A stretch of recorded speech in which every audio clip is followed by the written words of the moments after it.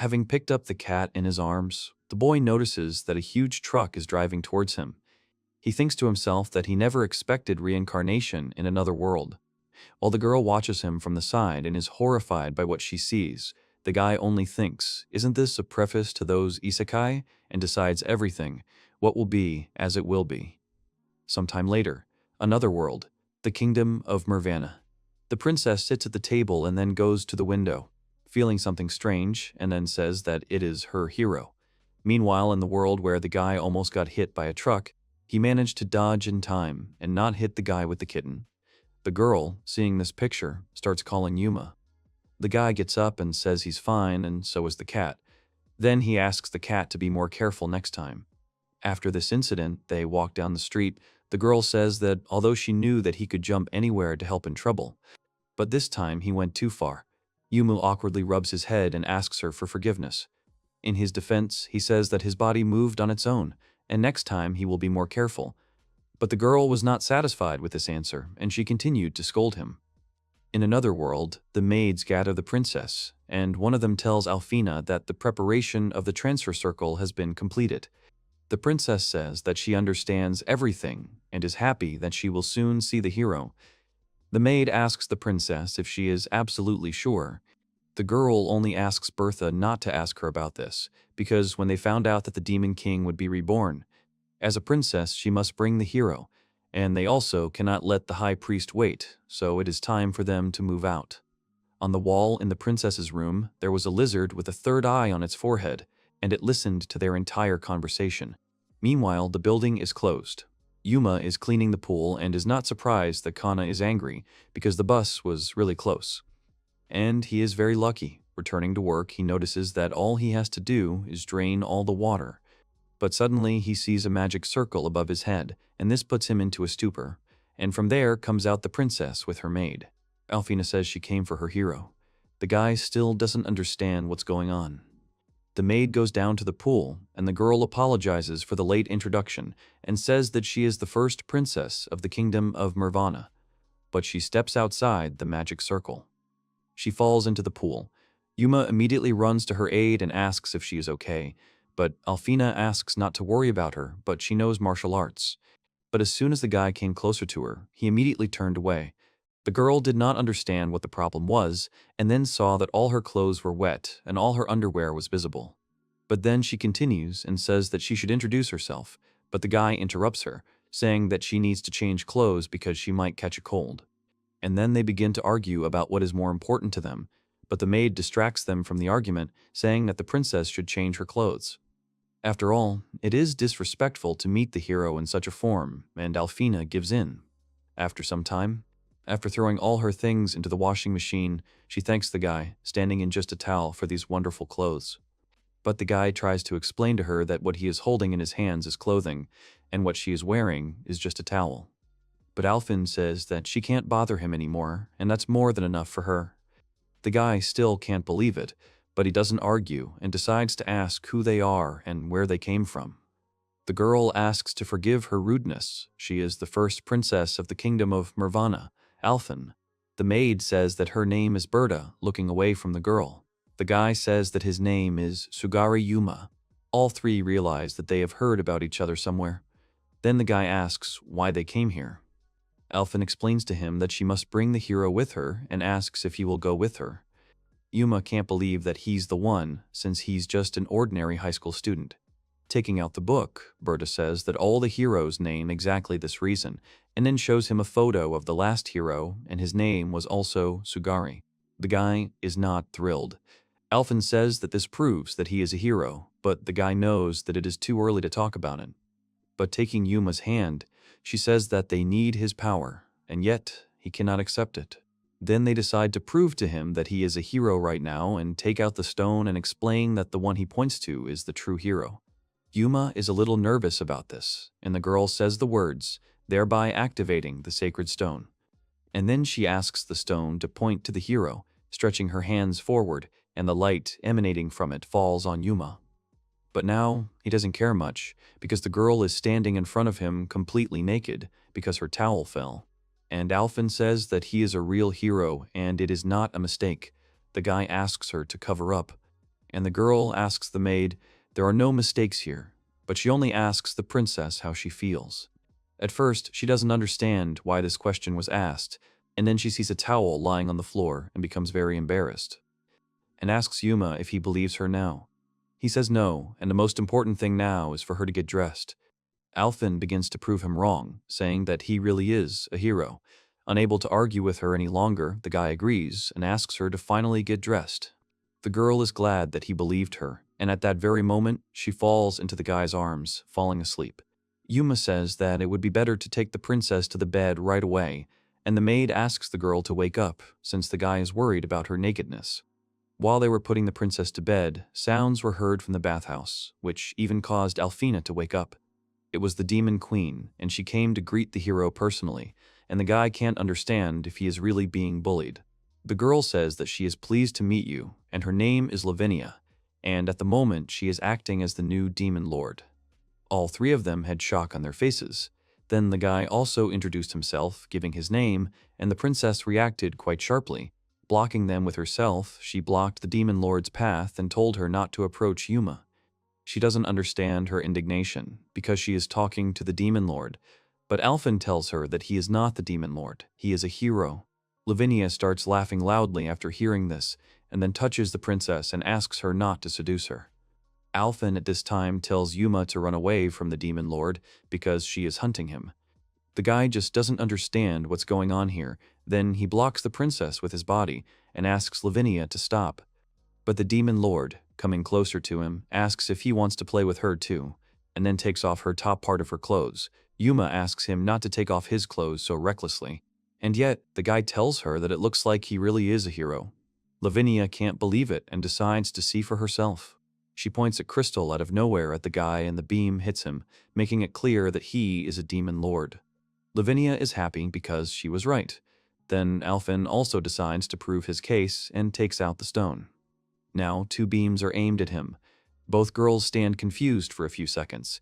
Then the demon mistress asks if the princess has a fake by any chance, to which she replies that it is her crystal that is fake. Then they argue for a long time about who will end up going with it.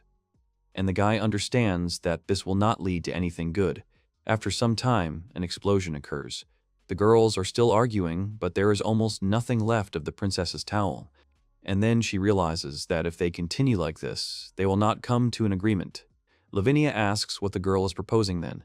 She asks Bertha to hand her sword, calling on the demon queen to fight with swords. But at that moment, her towel breaks and she asks to postpone the match a little so she can get dressed.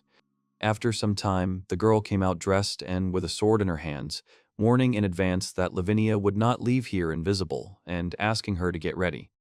Yuma tries to convince Alphen that this place is not suitable for this, but this does not bother either of them. And they begin their duel. The princess strikes first, and Lavinia deftly dodges and says that she must strike harder if she wants to hit her.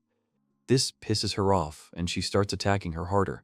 The guy points out that not a single thing in the room has been damaged yet, and Alfina is not an ordinary princess. Yuma then turns to the maid and asks what they should do, but she only asks him to move away, because she needs to capture on her subject all the elegance of the princess's appearance. Meanwhile, Kana is carrying a dish in her hands and heading towards Yume, hoping that he will understand.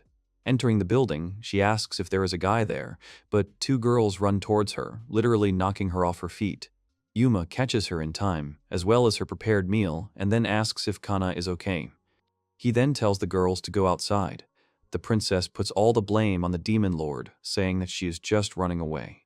Yuma thanks Kana for the treat and says that he is busy now and will explain everything to her later.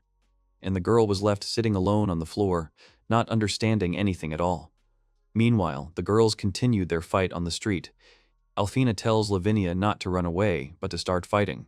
The demon lord says that then she will take it more seriously and she will use her magic. Only Yuma realizes that this could end badly if they start fighting more seriously. Lavinia says that it's time for them to begin, and now they are flying towards each other, their weapons drawn.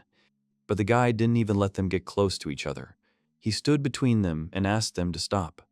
But he accidentally touched their bodies, which is why soon all the clothes on them simply disappeared, and this was most likely connected with these rays. After all this, both girls simply fell unconscious right on top of Yuma, which really shocked the guy. Meanwhile, Kana goes home and wonders who these two girls are and then meets Inu on her way. The little girl asks what happened to her and why she has such a worried expression on her face. The girl tells her that several mysterious foreigners came to Yumu's house, and then she asks the girl if they could be her acquaintances. Ina only tells her that she has a bad feeling about this, which makes Kana quite wary. At the same time, at the Yuma's house, both girls are lying under a blanket. Berta says that they both passed out from fatigue. It's a great relief to the guy, but he still wonders if they've just reached the limit of their endurance. The maid thinks to herself that it is because Yuma destroyed both the princess's power and the demon lord's, and he is truly not an ordinary person. Yuma asks if the girls are really okay, and then Lavinia starts to wake up. She tells him good morning. The guy reminds her that she is completely naked, but she asks him not to worry about it, and pressing the necklace on her neck, the clothes themselves appear on her. And now she is dressed. Berta and Yuma stand in shock after what they saw, and Lavinia, turning her attention to the photo from the closet, comes closer to it. The boy explains that this is his mother, and that she died in an accident when he was little, but the mistress only says that she knew her, and that she is her aunt. The guy can't believe it. Then it's true that his dad is a former hero, and his mother is a former demon lord. Lavinia says she knows the girl in the picture and that she is her aunt. The guy can't believe that his parents are a former hero and a former demon lord. Then the boy's father comes into the room, asking what the hole in the ceiling is, and that he doesn't want the old man to yell at him. As soon as he enters, he makes eye contact with the maid, who immediately bows to him in greeting. And he says that the first princess of Moravia sleeps there. Her name is Alphen. The boy's father can't believe it. Bertha quickly wakes up the princess, saying that she is being disrespectful towards the heroes. And Lavinia shouts that this is the disclosure of Yukaitz's crime. Father and son stand in shock, but for different reasons. And then the demon mistress runs to hug the guy, and the princess repeats after her, although she doesn't know why she does this. Here, the girls start arguing again. Yuma tries to calm them down, and Dad, looking at this picture, praises the guy. But the boy can't stand it and asks his father to explain what's happening, but he's not sure if he should explain it. The girls say they don't care, and Yuma tells him to explain everything. The father can't figure out if he really needs an explanation. Sometime later, the guy holds a book in his hands. Leafing through it, he asks if it is really written based on his father's experience.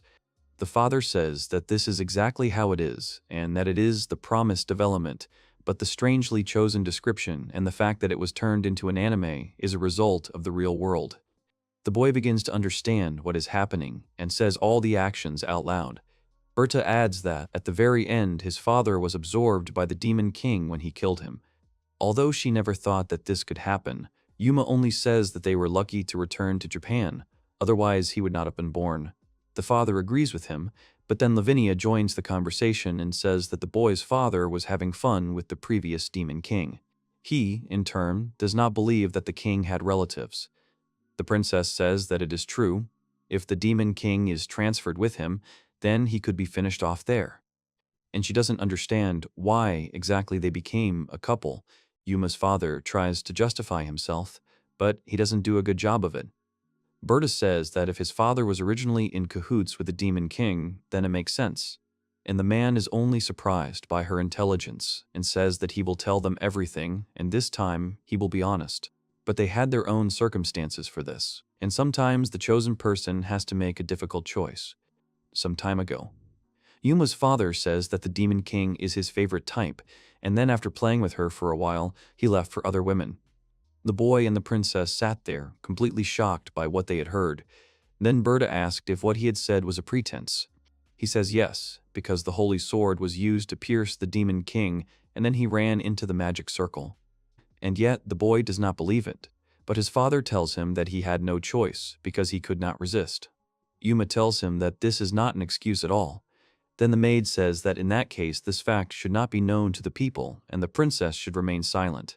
Alphen says that she understands and can't believe that the guy has the blood of the Demon King in him. Here, the girls again start arguing with each other about who Yuma should go with. Lavinia says that his father chose a curvy figure, which means his son is the same. The princess says that she also has something to be proud of, and both girls bare their cleavage, showing it to the guy. Yuma asks them to calm down and then asks Berta to help him, but she doesn't understand only one thing. Alphen's mother had quite a curvy figure from an early age.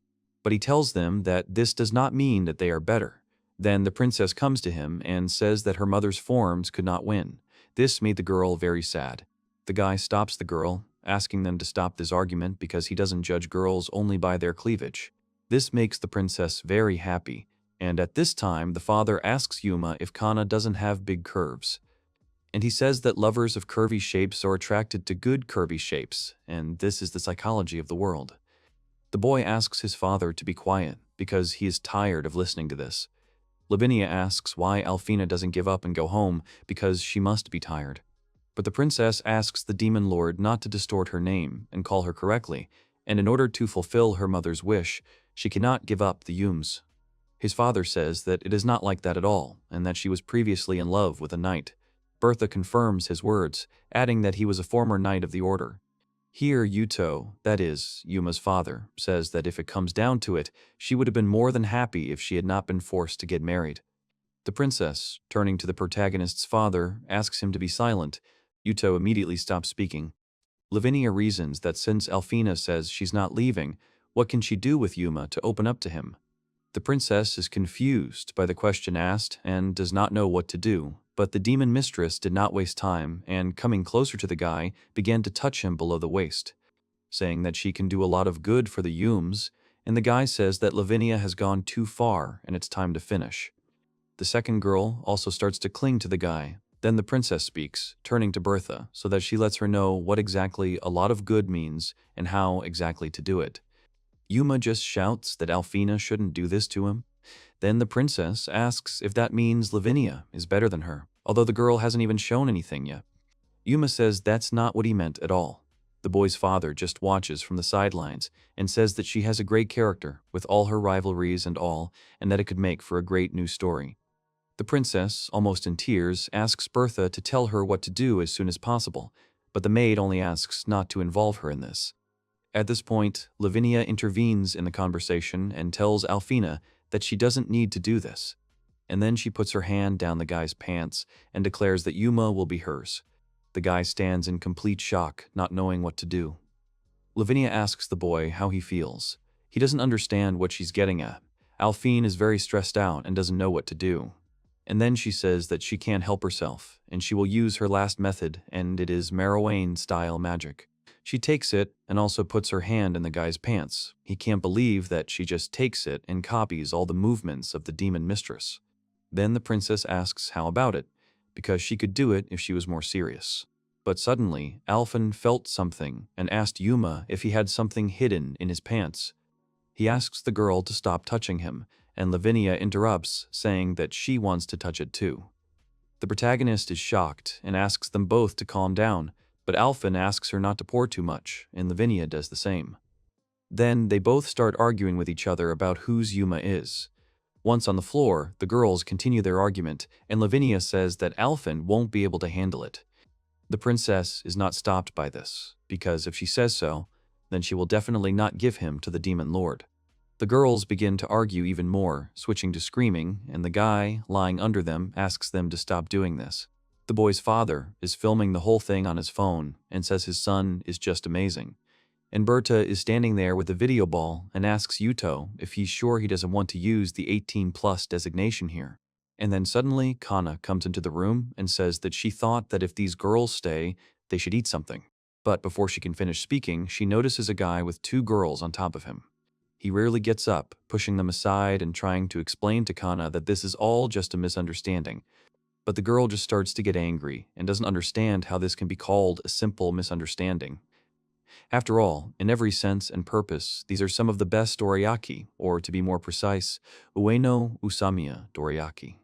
At the same time, she points to the table where these snacks are, and there is deathly silence in the room for several minutes. Leaning against the door, Kana explains that it's a fluffy, fine-grained dough with just the right amount of sweetness that doesn't ruin the texture. And it's not fair at all to eat this royal dorayaki, a legend in the dorayaki world, without telling her. Then Yuma asks if she wants dorayaki, since he's already full, and if she wants it, then let her have it. The girl is delighted by this proposal and hugs the main character. which leaves him perplexed. And Kana says that in that case she needs to make tea and asks if there will be tea for the others. She gets an affirmative answer to her question. The son and father are left alone, and Yuto tells the guy that he probably has a lot to catch up on, but the main character says that this is not true, because it is all because of his father. Sometime later, the old man notices a huge beam in the ceiling and does not understand where it could have come from. Then he remembers Yuma because he hasn't cleaned for a long time. He gets furious at his carelessness. And he says that someday he will definitely get to the point where he will throw out Yuma, like that brave man, or rather his father. He then turns around and goes off to look for his grandson, not understanding what is happening to him. And a funnel forms in the pool, and a woman with cat ears appears from there, declaring that the transfer is complete. And then, taking out weapons in the form of sharp knives from her bosom, she says with a serious expression on her face that the heroes need to be killed. The girls are sitting at the table, but only Kana and Lavinia are drinking tea with dorayaki, and the princess is simply watching them while the girls admire the treat. And then they begin to insist that Alphen also try this wonderful treat and not refuse. Then the demon mistress asks the guy if she can take his share. He answers in the affirmative and tells her to make herself at home. But suddenly, a voice is heard in the distance calling Yuma. It is his old man. He loudly stomps his feet so that everyone can hear him and asks where the guy hid. Yuma remembers in fear that he washed the windows, but never finished. His father says with resentment in his voice that apparently the old man found them. Berta intervenes in their conversation and reminds Yuma that he still left a gift in the roof.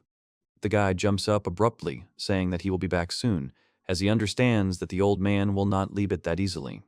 Then he stops because of some sound, and at the same second, a girl dressed in a cloak and with cat ears falls from the ceiling and also leaves a hole in the ceiling. She lands right on the table in front of the protagonist, thus blocking his entire view. Yuma sits in bewilderment, not knowing what to do, and asks, turning to the stranger, who she is. The girls didn't react to this at all, but just continued drinking tea with dorayaki, and the guy's father only asked if this was really a new character. But the stranger did not answer them, but only said that the hero had been found and must be killed, and then she took out her weapon. And she headed straight for the guy, who in turn froze in place out of fear and could no longer move. Her attack is stopped by the princess's maid, who asks the guy to run away with Alphen from this place as quickly as possible. He tries to object to her, but his father interrupts him, saying that Bertha turned out to be not so weak, but rather strong. But Yuma is horrified by her father's words and asks him to show her respect. Standing with Bertha, the stranger tells her that the maid is bothering her. Lavinia then calls out to the stranger, asking her to come to her, but she only replies that the demon lord is busy now and she does not want to distract her. Lavinia tells her that she still doesn't understand who she is hunting, because the guy standing in front of her is none other than the Demon King. The stranger's face shows surprise. She doesn't understand how this is possible, and then says that Lavinia's words are not true and she is sure that she can smell the hero. After all, her nose has never let her down. The main character does not understand what smell she is talking about and begins to frantically sniff his entire body. Lavinia again tells the stranger that there is no need to doubt everything she is saying at the moment. And yet the girl with cat ears can't just take her word for it, because he definitely smells like a hero. Then the princess jumps in, saying that they got it right. Yuma is not a demon king, but a real hero.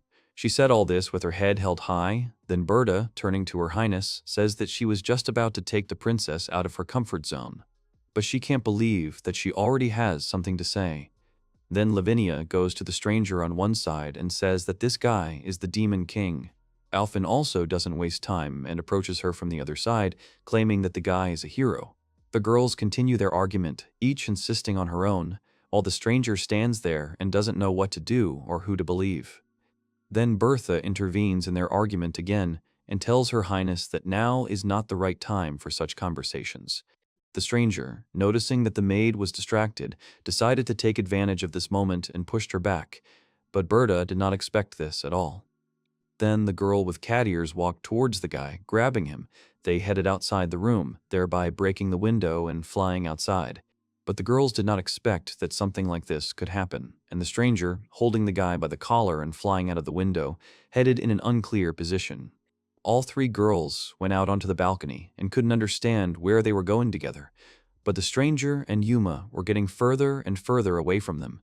Kana finally sounds the alarm and says that he has apparently been kidnapped. Alphen says that they urgently need to go after them. Only Lavinia is not particularly happy with this outcome of events, and meanwhile, in the living room, where the maid and the protagonist's father are, Berta asks him for forgiveness, but he only says that there is nothing terrible in it, and he replays the events of today, saying that first the princess, then another girl from the demon tribe, and now a third. How can he not be happy about such a day? Then he slams his hands on the table and declares that he is sure that this guy will ruin everything. And getting up from the floor, he confidently declares that he is going to help his son, because his father will help him take care of his future. But before he could leave the room, someone hit him in the throat. It was none other than the old man. From such a blow, Yuto falls to the floor, and the old man asks where he was going, but the protagonist's father tries to justify himself. But the old man doesn't want to listen to him and says that he doesn't know anything because Yuto will go with him anyway, and saying these words, he drags the man by the scruff of the neck. The protagonist's father still tries to stop the old man, saying that he has a new story, and he asks how long a good adult will last with his children, but there is no answer to this question. Sometime later, the three girls are walking around the neighborhood, and Kana notices that they are nowhere to be found. A girl in a school uniform, sitting on a bench eating ice cream, calls out to Kana and asks what happened. She turns around at the sound of her voice and calls the girl Riri. Then they both greet each other, and Kana asks the girl if she has seen Yuma. She thought for a moment, and then said that she remembered something and said that it seemed like he was heading to Rakanina. The princess doesn't understand what this means. Kana explains to her that there is a very large park nearby. Then all three turn around, and Kana thanks Riri for her help. She only tells them to call her again if anything happens. The girl looks after the ladies as they leave, and after eating an ice cream stick, the word bite is written on it, and then she says, as if into the void, that they should be careful. Meanwhile, in Rockin' Park, a guy sits among the trees with his hands tied and asks a stranger what she is doing now. But she only tells him to be quiet, and the forces on him continue to sniff him, while saying that he really does smell like a hero. But Lady Lavinia was also right, and he also smells like the Demon King. The main character doesn't understand what she's talking about. The girl also doesn't fully understand whether he's a hero or a demon lord, but when she smelled his scent, she had an idea. She asks why they don't have a baby and tells him that it would be a great idea. At the same time, the girl takes off all her clothes and sits naked in front of the guy, and he is completely shocked by what he sees. The girl reassures him that everything is fine because he is safe, and she is sure that he is old enough to know that there is nothing to worry about. And yet, she is a little nervous. Then all her attention switches to the object, or to be more precise, the arrow flying over their heads. She dodges in time and asks who it could be. Then someone apologizes to Yuma. It was Alphen. She shielded the guy with her body, saying that she won't get away with this anymore. The stranger merely assumed a combat-ready pose, warning her that anyone who interfered with the creation of a child should not complain about being killed. Kana runs up to the main character, unties his hands, and asks if everything is okay with him, and did this stranger do anything to him? But the guy only admits that if he had just a little more, he would have let off steam. Kana doesn't understand what they are talking about. Then both girls start fighting with each other. Yuma asks them to stop and stop it. But Berta explains to him that if the princess is serious about fighting, it will be quite difficult to stop them. The guy says that the maid's words do not match her actions because she herself holds the video ball and records everything. But Yuma doesn't give up so easily and approaches Lavinia, saying that she is her friend, and then asks her to stop her. The demon lord put her hands behind her head and said that it is a little difficult to see the true nature of the beast. And yet, Lavinia wonders why the girl ended up in beast mode, and maybe she was in heat. Yuma says he doesn't know what he needs to do, but Kana tries to stop him and says he shouldn't risk himself. Lavinia looks at the main character, then at the stranger, and a brilliant idea comes to his mind. She calls out the guy's name, and she assures him that she knows how to stop them, and there is only one thing that can do it, but she will need the help of the main character for this. The guy was inspired by what he heard, and, coming closer to her, he asks what he needs to do for this. Lavinia tells him to say to himself that he is the Demon King. Yuma said that he understood everything. The Demon Lord continues and says that now she needs him to combine his Demon King magic with hers. The protagonist does not understand how to combine them. The girl explains to him that if she goes into estrus mode, the last thing she needs to do is satisfy her. Or she can use a lot of Demon King magic to rid her of these feelings.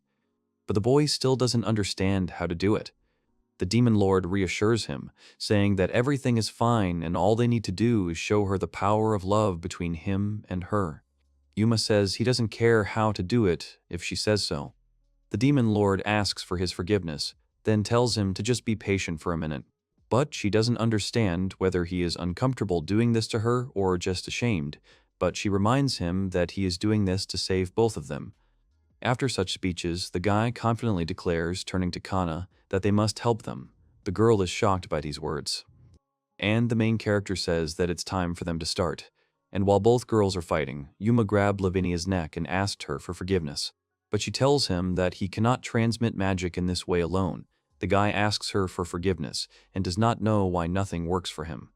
Lavinia takes his hand, saying that she will help him. And exposing her cleavage, she pushes his hands straight there. The protagonist begins to squeeze them tighter, but Kana doesn't understand what's happening between them.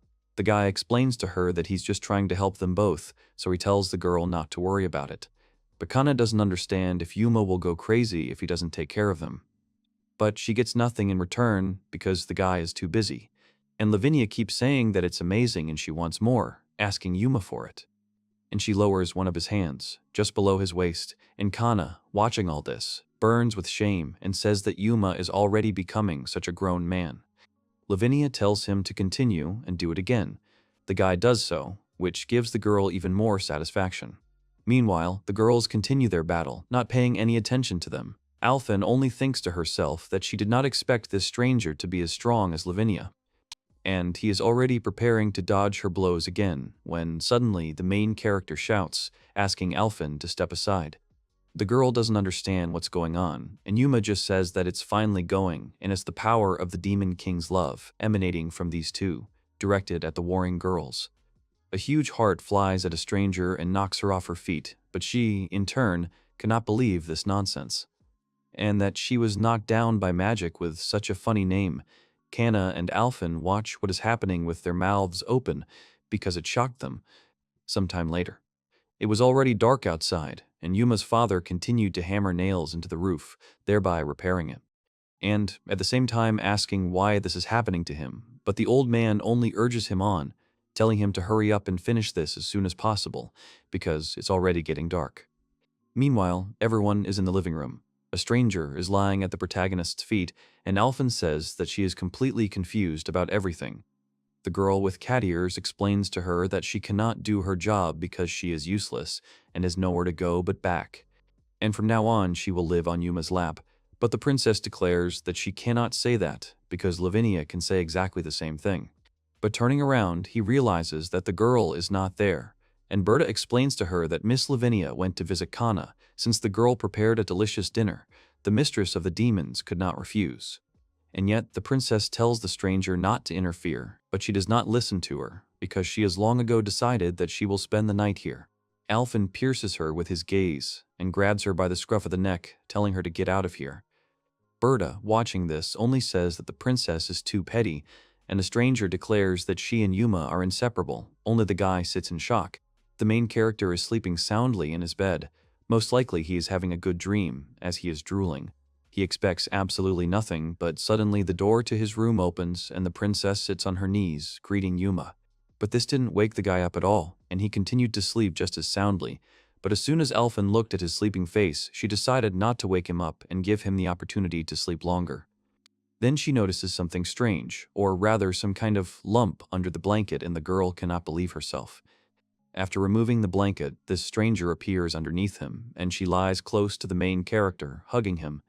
The princess cannot believe it, and, unable to restrain herself, begins to scream loudly. The maid asks Her Highness to stop. Alphen asks Kokone what she is doing here, and whether she has mixed something up.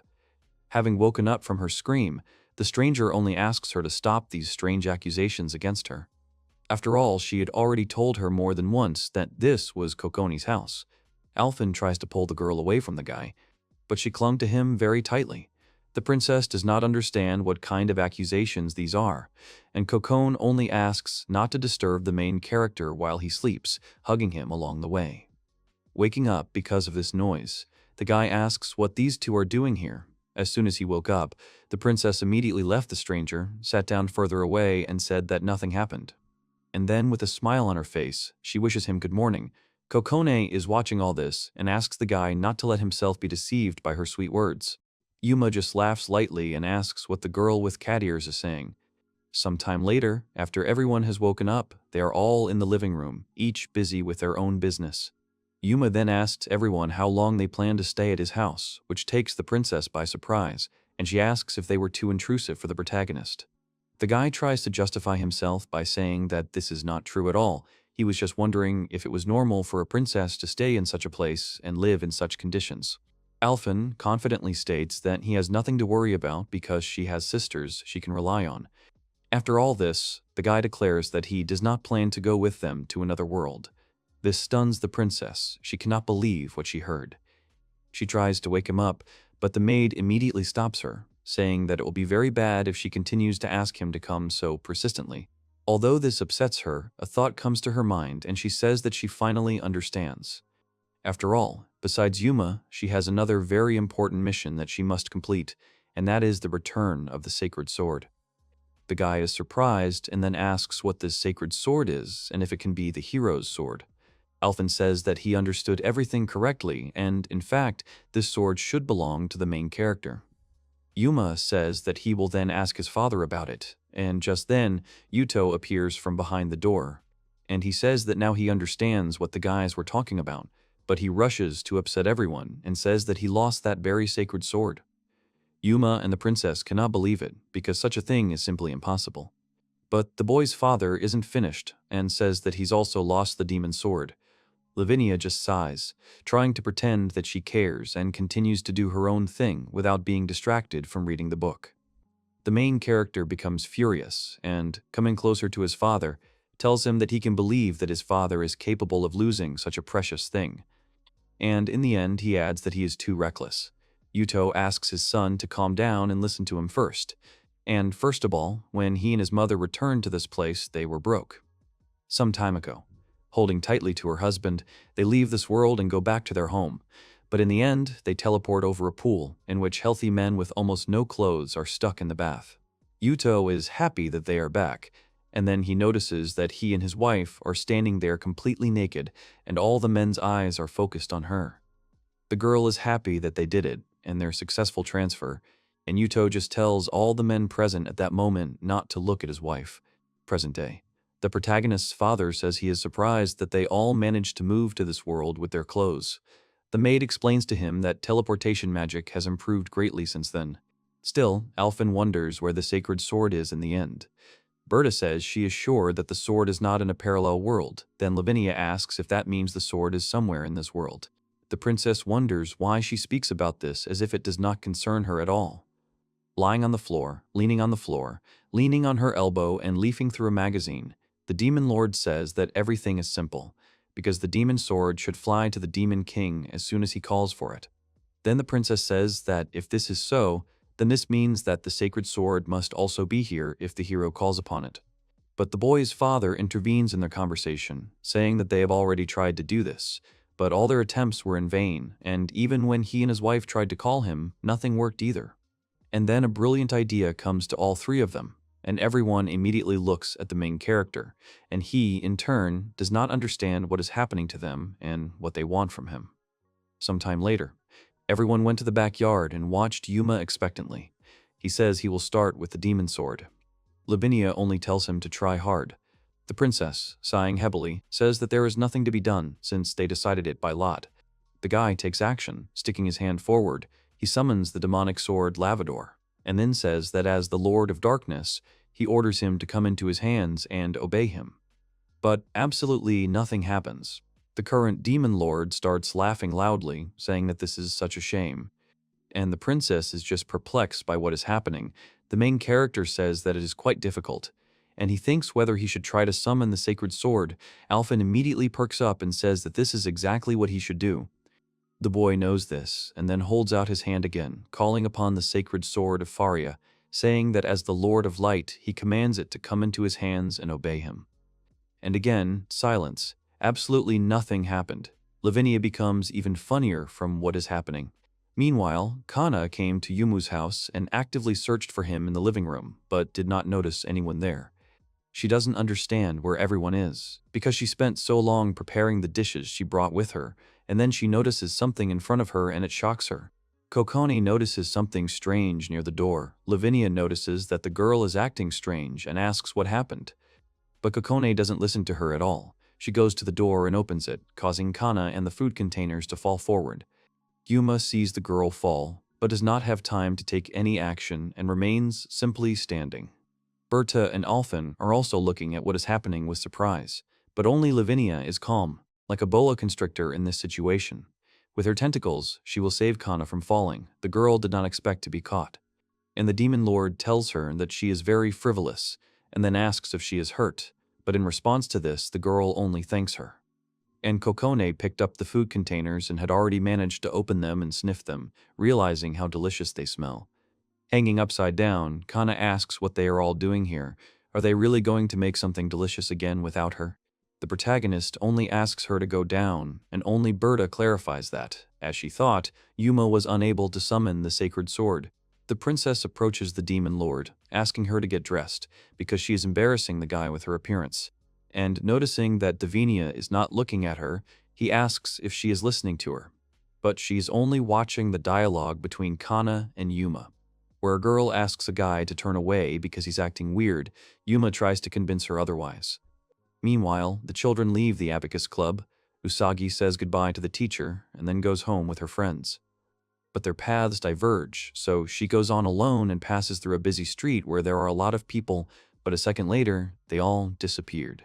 The girl is nervous about this, because this is the boundary of the highest demon and she can't do anything about it. Looking up, she sees a girl with a braid standing on the roof of the building, greeting Inina, who is standing on the ground. The little girl guessed that it was Ruri's doing, and then she asks what the girl will do if she finds out. Ruri says that it will be interesting and fun. To be more precise, she means that the atmosphere becomes more lively around Yuma. She turned her back on the little girl and asked if that shouldn't mean it was time for her to take action. The girl became very gloomy after the question was asked and, without raising her head, asked why she was bothering her even with this question.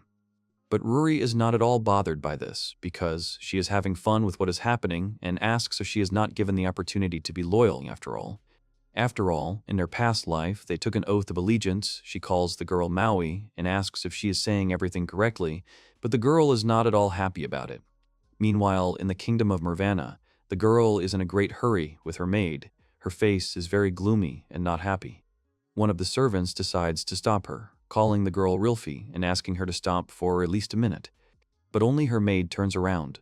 The man comes closer to her and says that the situation with Alphen, as usual, was reported by Berta.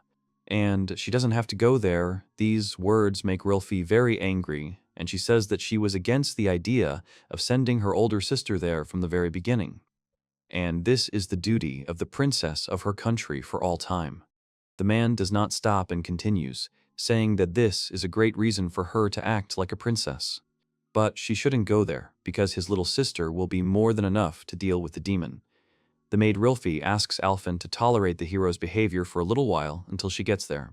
The girl and her maid have already approached the huge doors, and she says that she does not want to believe the hero from another world, because she was against all of this from the very beginning, and she is determined not to let the hero take her sister. This scares the man and makes him put a smile on the maid's face, touching the door handle and opening it wide. Rilfi says that's why she will personally go there to bring her sister home safe and sound. Standing on the floor in the bathroom, with a yellow-green brush in his hands, the main character cleans everything inside until it shines. And then he looks outside and has a wonderful view of the mountain, where everything is covered in snow. Continuing to clean, the guy says that when the bathroom is clean, his mood improves, because a clean bathroom means a clean shower. He has a bandage on his head and his pants rolled up to keep them from getting wet in the water as he continues to scrub the tiles in the bathroom, saying that so much has happened lately that he didn't have even a little time to clean up. Because he was always busy, suddenly a magic circle appeared above his head again. He notices it and it stuns him. He stops and doesn't move for a couple of seconds because he can't believe it's happening again. And there stands Rilfi with her maid. She tells her mistress that they are there and jumps into the empty pool, landing cleanly on the ground. It seemed that the girl did not notice Yuma, who was next to her, and Rilfi only looked around and asked if her sister was really in this place. The magic circle she was standing on begins to disappear. The maid sees that her masters are beginning to fall, but she does not have time to do anything and is only surprised that she has not yet descended. Rilfi was already falling from a great height at this time, intending to hit the stone tiles in the pool, since it was not filled with water. But the main character noticed this, and in order to avoid the girl getting hurt, he threw away his brush and, making a huge jump, caught Rilfi, telling her to be careful. The maid immediately runs up to them to see if everything is okay with her mistress, and if she is hurt. Holding the girl in his arms, Yuma asks if she is hurt and if everything is okay. Rilfi looks the guy over from head to toe, silently for a while, but instead of answering the question, she asks if this guy is really an ordinary servant. It's not that the main character is delighted after hearing this, but he understands perfectly well why she thought so. It's all because of his appearance. After being silent for a while, the guy says that his name is Tsugari Yuma. The girl and the maid are shocked after they hear that he is Tsugari. Then the girl, still in the protagonist's arms, asks incredulously if this means he is a hero. The guy says that, according to Alphen, everything is so, but as soon as Rilfi heard her sister's name, she did not let him finish the sentence, and immediately asked where her sister was and what had happened to her, and then asked to be taken to her right now. Having gotten to know the girl a little better, he asked if she really was the princess's younger sister. Rilfi says that he understood everything correctly and tells him his name, and the maid, following them, only admires the fact that she sees a real hero in front of her. Still in the protagonist's arms, Rilfi says that he needs to talk less and do more, so he needs to take her to his sister. The guy just thinks to himself that she is not going to get off, and continues to carry her further. Meanwhile, everyone is in the living room. The maid and the princess are sitting at the table, drinking tea, and actively talking about something. Kokone and Lavinia are lying on the floor, leafing through a book, and a female voice can be heard from the hallway, indignantly asking how much longer they have to go and where her sister is. Alphen doesn't understand what's going on there, and then Yuma enters the room with Rilfi in her arms. She greets her sister, and the guy looks very tired, and several streams of sweat are running down his body. They are surprised by the arrival of their sister, and Rilfi asks the protagonist to finally let her go. Yuma is very happy about this, so he gladly lowers her to the ground. Rilfi explains to her that she came for her sister, but Alphen doesn't look happy. She asks what her little sister is doing. She looks very angry, and her sister's arrival did not make her happy at all. Rilfi cannot understand what is going on and what is happening to her sister.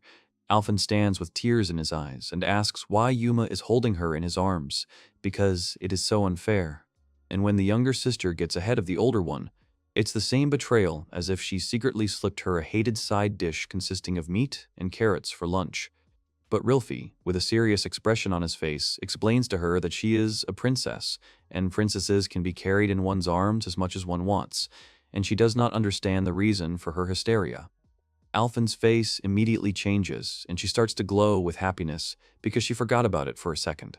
Then the younger sister tells her to say goodbye to the hero, but the princess doesn't understand what she's getting at. Rilfi explains to her that she came here for a reason. Alphen still doesn't understand what her sister means. She tells her that her older sister will go with her to the kingdom. Tears began to appear in the princess's eyes. She does not believe what she heard, and then asks what they should do with the hero. The younger sister explains to her that they don't need to take the hero with them, because the three of them can handle the demons. But before she could say this, she noticed that there were not only them in the living room, but also demons. When Rilfi notices them, she is horrified because she cannot believe what she sees with her own eyes.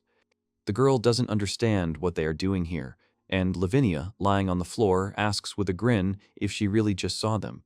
Hugging the protagonist's leg, Kokone says that she can ignore it altogether, but Yuma asks the girl to let go of his leg, since they are now having an important conversation. Alphen realizes the situation she is in, so he turns away, trying to hide from his sister. But she quickly notices her and stops her with her scream, and then angrily asks what all this could mean, and maybe she has already managed to make friends with the demons during this time. The princess explains to her that in order to explain this entire complicated situation to her, she will need at least a week, so she asks her sister to calm down. But this only makes Rilfi even more horrified, and she, grabbing her sister's hand, asks why it should take longer than she has been here. And she says that she has had enough, and Alphen is coming home with her right now. The older sister freezes in horror, because this is not at all what she wanted. And the demon lord, without taking her eyes off the book, wished the princess a good journey and said goodbye to her. Kokone, left hanging on Yuma's leg, only said that she hoped that she would never see her again. Alphen just says that they are just heartless, not a second of honey. Rilfi grabbed her older sister by the hand and said that they are heading home. The princess asks her to stop for a while. The maids of both girls follow them, and here Bertha says that Rilfi is as always too jealous of her sister, and that she loves her sister so much. Rilfi's maid says that she is not betraying herself. But then the protagonist intervenes, saying that it is not very good to force Alphen to go against her will. And he suggests that they discuss everything first, which makes the princess incredibly happy. But Rilfi only sternly answers him that no. After all, this is only their business with their sister, or to be more precise, it is a matter of national importance. And he also says that the heroes shouldn't stick their noses where they're not wanted. And then Lavinia joins the conversation, saying that this really isn't Yuma's business. After all, he is the Demon King, and in the meantime he hugs the guy from behind, showing the truth of his words. This surprises Rilfi, and Berta and the princess are horrified that the girl found out about this before they had time to leave this place. After thinking for a while, Rilfi asks if this means that this Demon King who pretended to be a hero, he did all sorts of debauchery to her older sister against her will, and Rilfi already had this picture in her head. Alphen can't believe that her sister thinks so.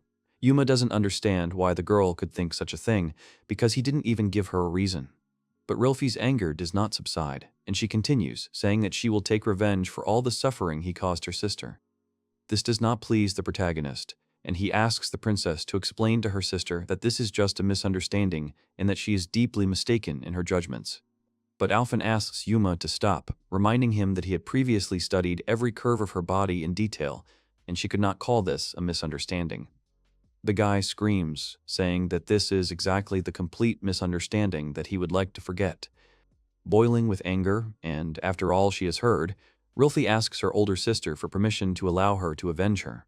But Yuma asks what kind of revenge, since her sister is standing next to her alive and well. And then Alphen takes action, separating the protagonist from his sister, explaining that she misunderstood everything and telling her that there is no need to fight because of her. Rilfi sighs heavily and says that apparently everyone in this room has brainwashed her with their speeches. The protagonist does not know what to do because Rilfi does not listen to them at all, letting everything go in one ear and out the other. Bertha turns to the maid Rilfi, calling her Sister Plotz, and asks if she has any ideas on the matter. After thinking for a while, the girl says that if Rilfi is already so stubborn, then she won't listen to her either, so it's useless. Yuma asks Berta if she is really her older sister, but Plotz herself answers, saying that she is, and that she is, constantly looking after her little sister. Here, Rilfi calls Plotz, asking to give her her weapon. The maid unquestioningly fulfills her request, and now the youngest Skeet is already standing armed with a spear, pointing it at the guy. And then she tells the Demon King to prepare for death and starts attacking him. Everyone present tries to stop her, but she doesn't plan to do it. And Yuma's father watches what is happening from behind a crack in the door, while making notes in a notebook for his future story. But then he notices a lizard with a third eye on the ceiling, and this leaves him in great shock. While outside, Rilfi tells the protagonist that it is inconvenient to fight indoors, so she goes outside just as he asked. And then she asks him to take out his weapon, while confidently holding the spear in her hands, showing that she is armed. But Yuma doesn't fully understand where he needs to get a weapon, and then Lavinia intervenes, while simultaneously eating sweets, and says what to do with him.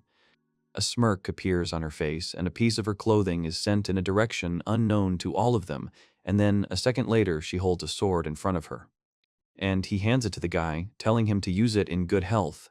Yuma catches the sword, and doesn't know what to do with it. And yet, he doesn't like this whole situation, and he thinks that it shouldn't be like this, and besides, swinging a sword is very dangerous, you can never predict what might happen. But those present are not bothered or worried at all. They try to explain to the guy that everything will be fine. And Lavinia explains to him that the sword he holds in his hands will only cut what he wants himself. But these words do not calm the guy down much, and the excitement does not go away. But Rolfi does not care at all, and she asks if he is ready for their battle. The protagonist can't believe they're really going to have to fight, because he'd like to avoid it. The princess tries to cheer him up by telling him to be careful, then tells the guy that if she's just strong, that her younger sister is insanely strong and she can swat him like a fly, so that there might not be a single living place left of him. These words do not make Yuma very happy, although he did not fully understand the meaning of her words, but he will try to do everything possible. Armed with magic circles, Rilfi says that now is the time for the real battle. And then she immediately rushed to attack the main character. Not giving him a second to think, the guy certainly didn't expect this. He froze in a daze for a couple of seconds. He was brought back to his senses by the princess's voice shouting his name, and at the last moment he managed to dodge all of Rilfi's prepared attacks. Yuma is delighted with the sword, saying that it is simply amazing and that his body moved on its own because of it. A happy Lavinia proudly says that this is what she told him earlier. Rilfi, in turn, says that this was to be expected from the Demon King. However, all the most interesting things will start right now, and at that very second, using her staff, she summons a bunch of magic circles that fill the sky. It looks very powerful, but it also makes the protagonist want to hide and run away from this place. She directs all of her magic circles straight towards Yuma, while telling them to move forward. The guy manages to fight them off, or to be more precise, the sword. But still, due to such a large number, he cannot reflect them all, as he thought earlier. While eating delicious sweets, Lavinia gives him a hint and tells him that if he doesn't go on the attack, Rilfi will slap him with her ult. The guy stands in complete shock and does not understand what she is talking about and what she is getting at. And meanwhile, the youngest of the sisters is ready to wipe the main character off the face of the earth. And Lavinia begins to explain to him, as if acting as a teacher, that the ult accumulates after a certain number of hits. So if she is not dealt with quickly, then Yuma will be finished. In the end, she adds that the same thing will happen on the exam. Kokoni confirms her words, saying that there will be a percent. The guy says that, let the demon lord say so, but what should he do with Rilfi at the moment? After examining her more closely, an idea comes to his mind, and he says that he understands, and if he breaks her staff, she will not be able to cast magic. Putting a spoonful of sweets into her mouth, Lavinia smiles proudly, praising the guy and saying that he is a great guy since he figured it all out himself. Turning back, the demon lord notices the boy's father and tells him to stop looking. Yuto ignores her words, not paying attention and continuing to watch what is happening. But Lavinia's words were not addressed to the protagonist's father, but to the lizard with a third eye located on the ceiling. With a snap of 2 fingers, the lizard's third eye was destroyed by the demon lord's magic, which drove a nail into it. Meanwhile, Yuma runs as fast as he can to stab the princess's little sister and says he will stop her. Now he is already approaching her close and is ready to strike her, and she says that although he has figured out how to defeat her, it is already too late. This does not stop the protagonist for a second, and he continues his attack, and on one of his hands appears a symbol indicating that he is the Demon King. Rilfi notices this and asks him what kind of coat of arms has appeared on his hand, since he didn't have one before. But Yuma doesn't pay attention to these words either, and only gives instructions for the sword to cut only the staff. And now, he has already struck her, and is already behind her, and everyone present cannot believe their eyes, because the guy had so much determination. But this didn't bother Rilfi one bit. She just grinned contentedly after what happened and spun her staff around its axis. And then, putting him on the ground, safe and sound, without a single scratch, she asked the guy what just happened. This takes Yuma by surprise. Because he tried so hard, it also makes him feel sad. He doesn't understand how he could not break down. And again, standing in a combat-ready pose, he simply began to wait. And his father, watching everything through the window, said that his son did everything right and that he himself understood this perfectly well. Unable to bear it any longer, the protagonist decides to ask Lavinia what just happened and why the staff remained unharmed. The demon lord doesn't fully understand his question and says that nothing special happened, and reminds him that this sword only cuts what it wants to, which means that he wanted to cut something else more than the staff. And at that moment, the smirk disappears from Rilfi's face after her clothes begin to tear before her eyes. And, literally a second later, All her clothes are torn, and she stands completely naked and does not understand what just happened to her. The main character also cannot believe what is happening and how this could have happened at all, because he did not want this, and Lavinia only giggles on the sidelines and says that she told him about it.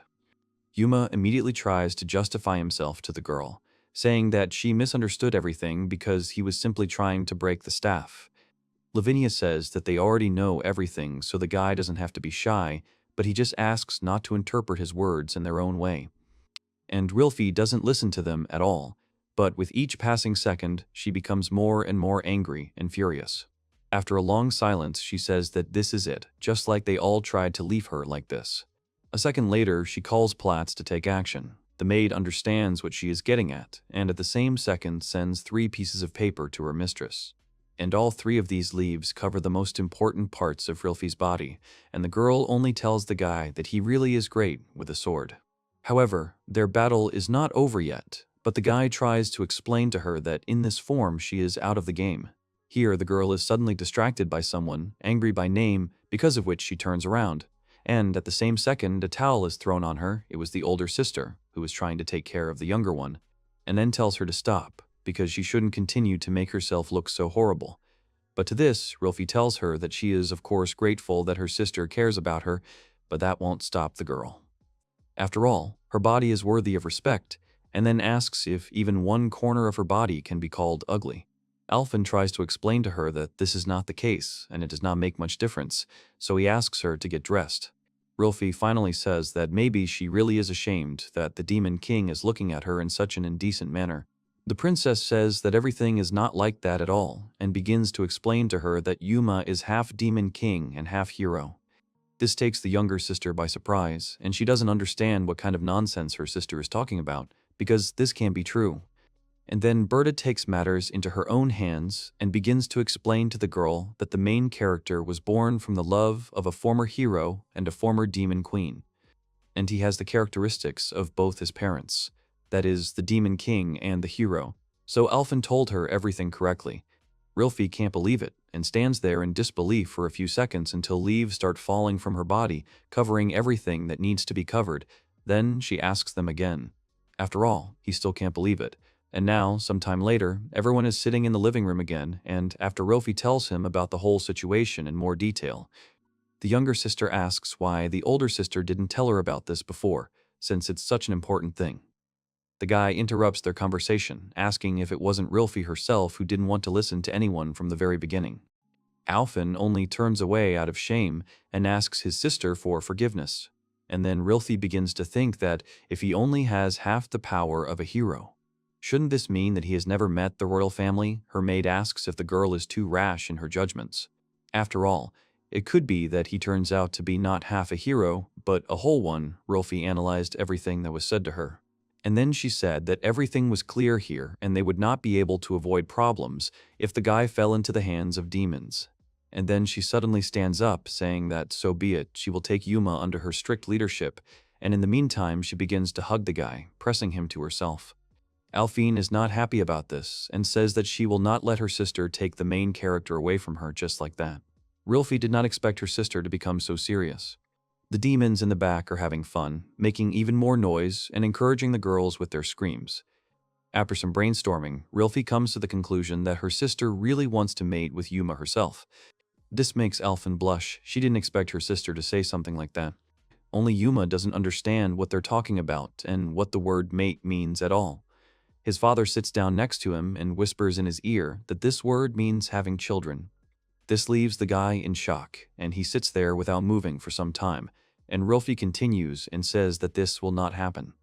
After all, her sister is the crown princess, and that is why she must dedicate her body entirely to the kingdom. And then he says that since it is so important for Alphen to mate with Yuma, it is better to leave it to her, the second princess. These words shock the girl, and she cannot believe what was said earlier, and unable to withstand such pressure any longer, she runs away from there and at the same time says that her sister is a thief.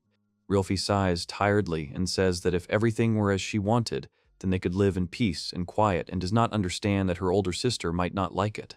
And then she says that her sister is so problematic, to which the main character only tells her that Rilfi has rather specific logic. But she does not listen to him and says that maybe he will be dissatisfied with her, but she will try not to disgrace her honor in front of him, and now she will count on him. Saying these words, she bows low to the guy, and he, in turn, does not understand what she is counting on from him. Lavinia interrupts their conversation and says that they won't allow Yuma to be taken by themselves.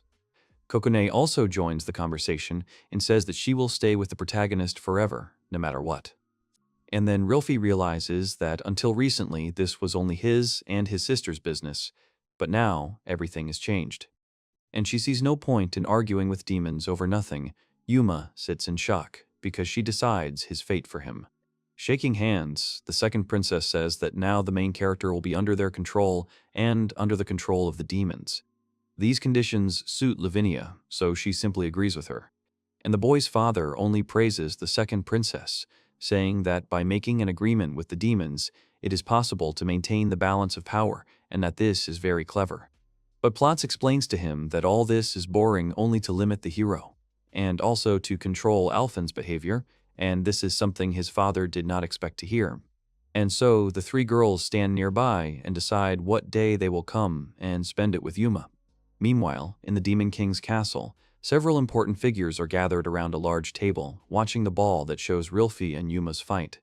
One of them says that apparently Kokone did not cope with her task, and the second one also joins the conversation. And she says that no matter how you look at it, chimeras like her will never be able to compare with them, the 6 great generals.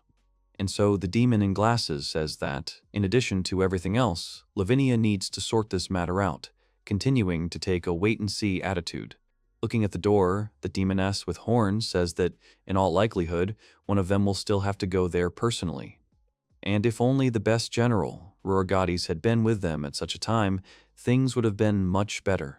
They slammed the table and decided that in this case, it would be best for them to entrust this matter to the Diamond General Gordolio. Meanwhile, Alphen, sitting on the roof of the main character's house, sits and cries, thinking about how bad and heartless her sister is. Alphen asks Yuma not to abandon her, and then asks if he really doesn't need her anymore, as the others watch in silence. The guy calms her down, saying that he is just going to school, but the girl does not believe him. Rilfi asks not to pay attention to her sister. The boy apologizes to the princess again and explains that he cannot take her to school with him. Yuma's father reasons that the translation process is quite difficult, and even with his connections, it will not be easy to do. Then he turns to Kokona, who is hanging on his leg, and asks her to let go, but she explains to him that where he goes, she goes too. Then Kana enters the room, asking if Yuma is ready. He explains to her that he was already getting ready to leave. As soon as the girl entered, she immediately saw that 2 girls were hanging on him and not letting him move. Alphen can't understand why she's so lucky, and she leaves with the guy. Kana doesn't know what to answer to that. Rilfi asks her sister to calm down, otherwise she will send her back. The girl immediately begins to ask her younger sister for leniency. Then Kana is surprised because she didn't think that they were sisters. Then Rilfi asks her not to be shy about complaining about her sister at any time. And then suddenly Lavinia comes up to Kanea from behind and hugs her, saying that she was in such a hurry to see her. Anne starts playing with her. Kana asks her to stop, but then Yuma interrupts them, saying that it's time for them to stop this fun because it's time for them to go to school. The girl doesn't understand where he saw entertainment here. Sometime later, out of breath, they enter the classroom and are glad that they made it on time. Then someone calls them by name. It was Raika and Ruri. They greet each other. Ruri asks the guy to call her more informally too, but he can't afford to do so. The girl reasons that they can also be friends, since they communicate at school, but Kana explains to her that this is different from childhood friendship. And then Ruri starts making fun of Zena, which causes her to react violently and make her classmate laugh. The guy notices that they are very cheerful since the morning, and suddenly someone asks if the guy is his. He doesn't understand who is talking to him because the girls are not talking to him. Then the voice asks again if the hero can hear him. And then it dawns on him that it's a voice in his head telling him to go up to the roof, otherwise everyone else might get hurt. Without thinking twice, he immediately gets up from his seat and goes to the roof. Raika asks if Kana is not on daily duty today. She completely forgot about him, so she runs to the teacher's room, and Ruri goes to the restroom and asks if Raika will go with her, but she refuses. Then she leaves her alone. Meanwhile, at Yuma's house, both Horn Severes are cleaning the pool, lifting their dresses so as not to get dirty. The old man thanks them for their help, but they are only happy about it because he took such good care of them and gave them a place to spend the night. But the old man refuses their gratitude, so the girls say that they will rub his back to show their gratitude. He doesn't understand how they can mock an elderly man like that, and Yuto can spy on them, simultaneously writing it down in his notebook and can't believe what's happening. Having climbed onto the roof, the guy notices a huge robot who says that he was waiting for him. He is one of the 6 great demonic generals and is going to destroy him. This does not please the guy, and he falls down in fright and then asks if he is Lavinia's subordinate. He says that everything is exactly like that, but they have nothing more to talk about, and a second later he thrusts his sword into the floor of the building and people disappear from the entire school. The guy is surprised by this, and the general explains to him that barter created an empty world, a complete reflection of that. Yuma wants to leave there because his lessons will start soon, but the general tells him not to worry about it because he will not return to this world again. The guy doesn't understand what he's talking about, but the general calms him down and says that he won't suffer because he'll finish him off with one blow, and he swings his sword sharply. But then someone distracts him. It was Ruri. She fenced the guy off with her body, saying that she is the only girl warrior. The girl says that she will help Yuma, so he should call her informally. The general is surprised to see Ruri's weapon and skill, and then he asks if she is really the moon demon general Ruri goddess. The girl is surprised that she was exposed so quickly, but they are surprised that she was reborn as a human, because in the past she was killed by a former hero, but from that appearance only her hair remained. She asks him to keep quiet and not talk about it, but the general does not understand why she is on the hero's side. Ruri explains to him that she is not on anyone's side. She just loves to fight, and now she is running to strike him. And then she says that she will also test his skills. The general notes that the reincarnation has not changed her. And then the girl starts teasing him, and the general only says that she really did have the best skills among them.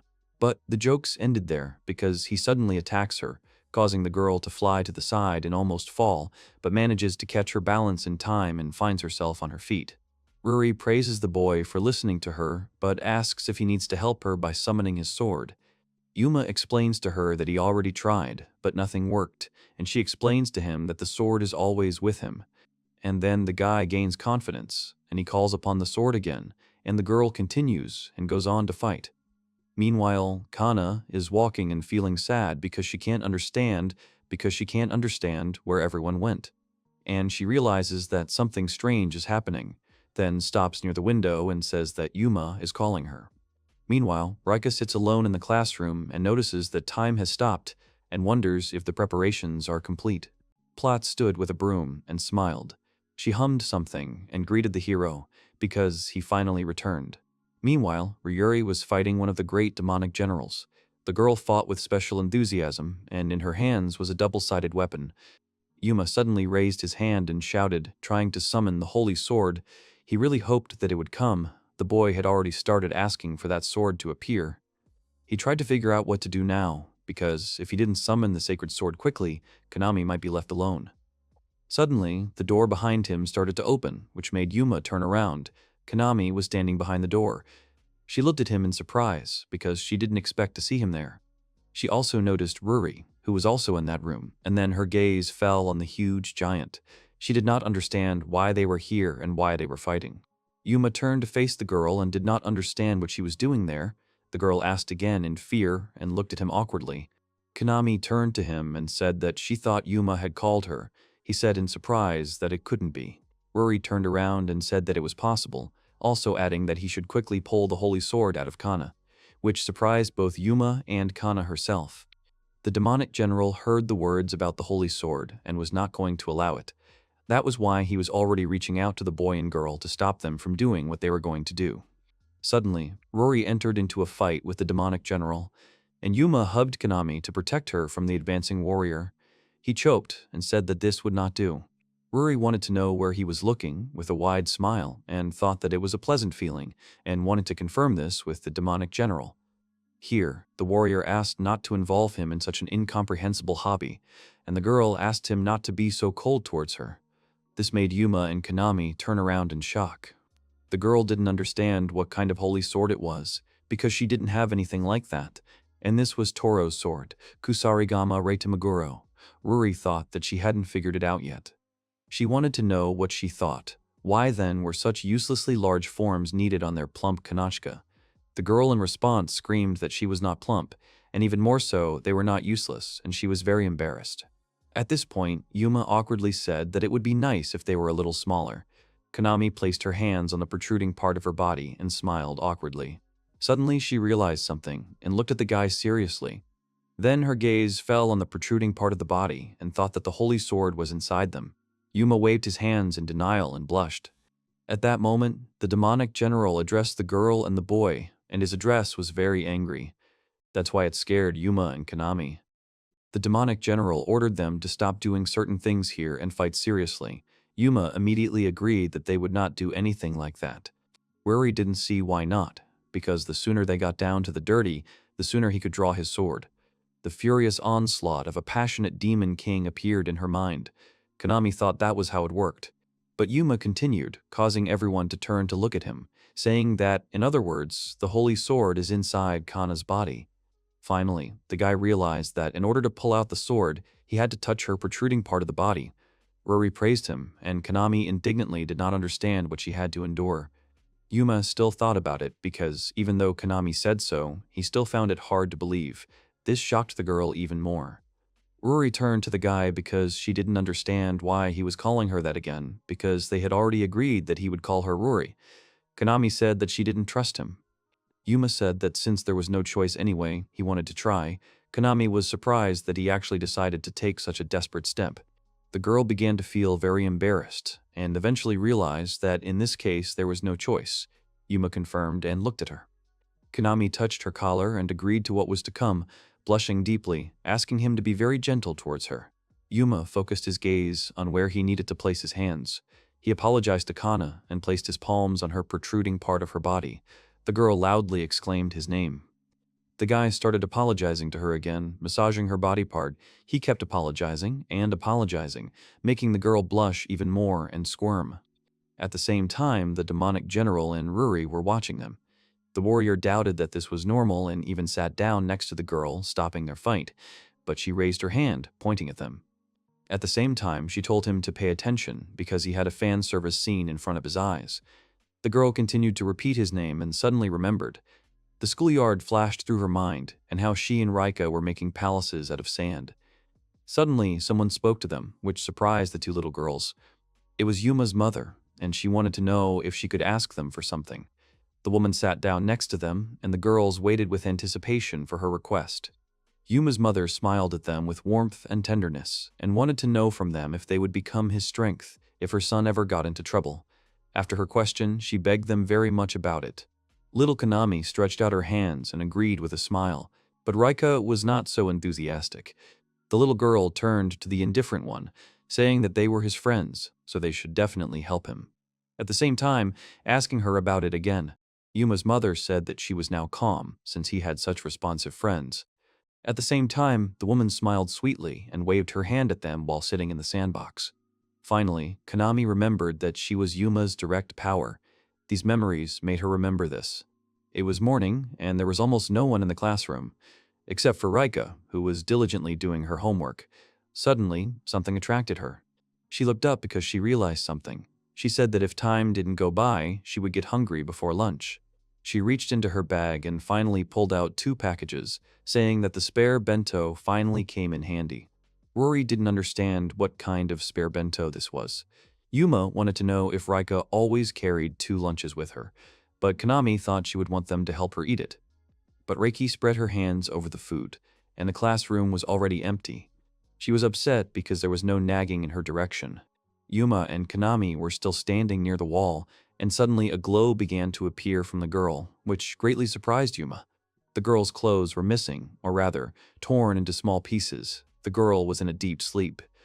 But Ruri was glad that Yuma's power had manifested. Suddenly, a large glowing sword appeared between the guy, who was still holding the girl tightly. Kanami was still in her dream, but the guy was still shocked that they managed to summon the sword. One of the great demons wanted to make sure that this was really it. Yuma continued to hold and finally realized that it was a holy sword. Right in the center of the sleeping girl's body was that very sword. Ruri said that she understood everything, but the guy should have pulled away from Kanna's protruding body part and picked up the sword. The girl also understood in her mind that Yuma had gotten into the swing of things. The guy screamed, making excuses. But then he gathered his courage and instantly became serious. He grabbed the handle of the sword and pulled it towards himself, and the girl began to fall rapidly. Konami fell right into Yuma's arms. This surprised the guy very much. He was a little scared that the girl had fainted. She was still lying with her eyes closed. All Yuma could say was thank her for giving her the sword. Konami was already lying on the tile, still asleep, but covered with the boy's shirt. The great demonic general had already taken a fighting stance and was ready for another battle. He held his huge sword in his hands. And at that moment, Yuma said, holding his sword in his hands and making Ruri smile, that from now on, his opponent would be him. The guy raised his sword, showing all his readiness. The general just laughed because he thought it was funny. After all, he thought that even if Yuma got the holy sword, he still couldn't do anything. The boy was deep in thought. The combined mark of the Demon King and the hero lit up on his hand again. And Yuma realized that he only needed to cut. He held the sword with both hands, and this made Ruri smile. The warrior began to swing his sword, and the boy repeated his thought, and his sword began to glow. But the great demonic general was already pointing his sword towards him, and Yuma still thought that this would be the end for the warrior. Suddenly, the boy came out of his thoughts and shouted at the top of his voice for the sword to start cutting. This made the warrior stop. Yuma became completely serious, and his gaze was full of determination. But one of the great demonic warriors already had two halves of himself, and a bright light was visible from the crack because the guy, after all, cut it. The two halves of one of the great demon warriors flew apart in two directions. Yuma's mouth opened in surprise. He clearly did not expect this. The guy thought that he had destroyed him and began to apologize, because this was not what he wanted at all. Ruki calmly told him to calm down, and Yuma was shaking with fear and did not understand what to do. The girl asked him to look at the place of the former warrior. The guy looked where the girl pointed and was very shocked. There was a girl hiding behind the armor, who was very embarrassed and covered herself with one of the armors. Yuma did not understand who it was. Ruri happily said that it was Gra. The girl cried and said that her magic armor was broken and her existence no longer had any meaning. A weak Gra emerged from the armor. Reiki was quietly crying, sitting in front of two bento bags. She had prepared them specially, but he was still missing. A girl ran up to her because she didn't understand why she had suddenly pulled out a bento, and two at that. It was time to take action. Many students began to gather in the classroom. Reiki noticed that he had returned, and she decided to try again. The girl took one bento bag. Reika had a party hat on her head and a fake mustache above her lips. She suggested taking a red or white flag, but there was another option: take both. At the same time, Yuma and Ruri were preparing for a new battle. The guy told the girl that they were back at it. He didn't understand what they were going to do now and tried to find an answer from Ruri. The girl thought about it and put her hand on her side. In the end, she said that she had figured out the magic armor and everything else was on them. Yuma hysterically said that she had hung too much on them. The girl who had lost all her armor said sheepishly that she had no clothes at all, and Kanna's clothes were almost all in tatters. Gladorio said that it would be good to find some clothes for them first, otherwise she wouldn't be able to take them out on the street like this. The guy lowered his head and thought. Finally, he came up with an idea. Yuma also decided to undress because he thought that it would not look strange. Rory jokingly said that the roof quietly rustling like slate is moving slowly. It was she who addressed Yuma. Well, finally, she resigned herself and said that there was nothing to be done. Then a hand reached out with a neat ball. It was Ruri, who decided to lend her battle uniform to Gladanichka. The girl held out her hands in confusion, catching the ball. The balloon started spinning and burst right in Gray's hands. She screamed so loudly because she was so scared. Clothes started appearing on her body. Gladorio didn't understand what kind of outfit it was, and her current clothes were now a rabbit costume. Yuma was shocked by such a costume because even the tail was a rabbit. The boy wanted to make sure that this was the combat form. Ruri was outraged by his reaction and wanted to understand what he thought the moon was associated with, and she herself answered that it was rabbits. And at the same time, she reminded him that she was a moon mage. Yuma continued, saying that she wouldn't go out in this outfit. Ruri added mockingly that someone didn't want to show such beauty to the world. Gra thought that everything would be fine. The girl was delighted, adding that such an outfit would also be appropriate, since it suggested something she was already looking forward to. Yuma said that was not what he had in mind. Ruri suddenly remembered something, because the guy still had the sacred sword in his hands, and the girl was already feeling uneasy. Yuma looked at the sword in his hands and was surprised, but then realized that he didn't know how to put it back. He thought that if he suddenly and forcefully thrust it into Kana, everything would work. But then Ruri answered him with obvious awkwardness, saying that he would simply destroy the girl with this. At that very moment, the sword began to glow. Yuma began to scream in shock, because his sword was completely filled with light. At that very moment, the sword disappeared. Ruri also noticed it and said that it had gone away on its own and joked with the guy that the sword was smarter than him. Behind the girl, Kana began to wake up. The girl began to stretch and put her hand to her face, thereby shifting the shirt she was wearing. At that moment, she realized that she was wearing nothing. The girl didn't understand why she wasn't wearing any clothes and thought that they were doing something to her.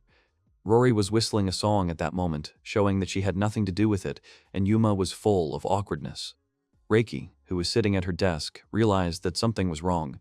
A message came to her phone. It was from Lena, and it said that they got carried away and Kana was left without clothes. She asked to bring a change of clothes to the roof. Right away, Rika was sent a photo of a confused and scared Kana. The girl in the class was surprised by such a photo and realized that she needed to go to the roof. She sent a reply that she would be there soon. Kana covered herself with her shirt, embarrassed, and Ruri said that they would figure it out without Yuma. The guy thanked her for that.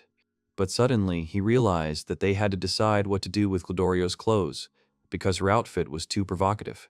Gra thought that Yuma was unhappy that she was wearing clothes, and then she decided to undress. The guy screamed because he didn't understand what was happening to her at all, if she thought like that.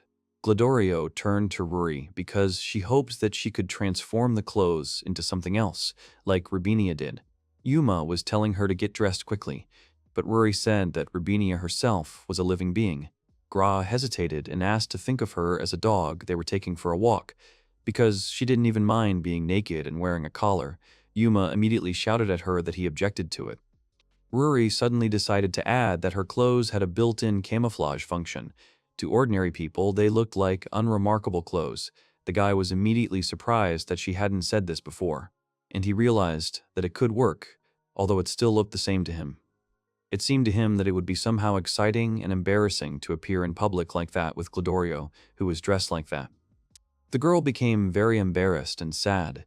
Tears flowed from her eyes and she apologized, and all because she made him feel ashamed of her appearance. She promised to punish herself by tearing off her horns.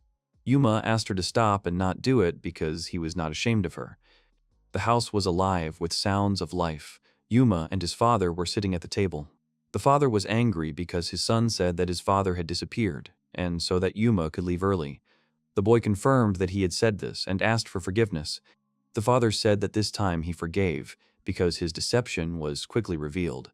This happened an hour before the conversation between the father and son. An incoming call came. The man picked up the phone and apologized because the draft was still in progress. Someone on the other end of the line started laughing and said that, as he had thought, the man was very much alive. The father didn't understand what it meant or why they were calling him. The man in glasses told him with playful sarcasm to tell his son that this time he would pretend that he had made such an unfortunate joke about his disappearance. The father was loudly surprised and thanked him for calling. It was Yuma's class teacher who had gone to the same school as his father. The teacher accepted his thanks and said that next time he would pay for the drink. The father was shocked by this. And so, an hour later, the man cleared his throat and wanted to ask Yuma what kind of rabbit it was. The guy answered, hesitating a bit, that it all happened so chaotically. The girl in the rabbit costume was already bowing in apology. Suddenly, the father and Yuma turned around and behind them stood Ruri and Kokone. The demoness girl happily informed everyone that they were the first to take a bath, and the little fox girl was happy that they were so clean. Suddenly, something caught Ruri's eye. She saw Glodorio in the same outfit she gave her. Gra immediately screamed in embarrassment. Father was shocked that she was also one of the 6 leaders. Glodorio began to bow and ask for forgiveness from Mrs. Rubinia. She said that she would disappear from this world right away. She had the utmost regret, and Rory replied that she did not mind. She also added, asking her that Yuma had finally won over her. Glodorio began to cry and apologize. The guy added that somehow it happened that way in the end, because he himself did not understand how it happened. Kanone told the girl to hold her nose up. Gra immediately started crying when she saw the support in her direction. The fox girl covered her nose with her hand and said that Gra smelled really bad and thought that she hadn't had a bath for a week. Glodorio grabbed her horns and started to get very worried. Because she stank, the girl wanted to punish herself, or rather, she had to do it. Yuma screamed in fear that she shouldn't do it. At the same time, classes were going on in class, and Kana was thinking only about the fact that no one would marry her anymore. After all, Yuma saw her without clothes and touched her protruding private part on her body. Kana remembered that she had bathed with Yuma until the 6th grade. The girl was immersed in memories of how the guy told her that he wanted to clean up now, so Kana should get out of the bath, and she wanted to stay in it for a while. The girl realized that this meant that there was no problem, and blushing from the hot bath, she smiled widely. Waking up from her memories, she realized that this was all terrible, because they were already adults. The class teacher turned to her, asking her to listen to him carefully and not to be distracted. Rory, sitting behind the girl, realized that these were the pangs of realization. Rory immediately realized that she had forgotten to tell Gladanichka that the clothes would simply disappear after a while. At the same time, in the house, someone agreed with something, and someone hit the table with both hands, so that the mug jumped up and said that this would not work. Yuma and her father and 7 girls were sitting in the room. Alphen said that she couldn't allow one of the 6 leaders to be near Yuma. Glodoria, still sitting in her bunny costume, was sad. Alphen continued that she wanted them to immediately return her to the world she came from. Kokone counted everyone and said that there were 4 of them, while her group consisted of 3, including Glodorio, and she thought that was unfair. On the alien side were Rilfi, Alphen, Platz, and Berta, and on the friendly side were Rubinia, Kokone, and Glodorio. The fox girl praised herself, saying that she was good at arithmetic. Rilfi sat in her chair and thought about it, because she realized that there was truth in it. Alphen turned around and didn't understand whose side she was on. The older sister answered that she was only on her side, and she explained her words by saying that Glodorio was cute and needed their help. She thought about the fact that she was just saying reasonable and fair things as always. Yuma thought that she had mixed up her thoughts with her words. Ravinia said that Glodorio without magic armor is like dorayaki cake without sweet azuki bean paste, Anko. Alphen confirmed, saying that it was okay to reason about it. Kokone suggested making her a maid. Ravinia supported her idea, calling it good. Glodorio was shocked by their negotiations and began to bow again. She thought that she would be made a maid for Lady Ravinia and began to apologize. Her suit began to blink and turn into a neat ball again.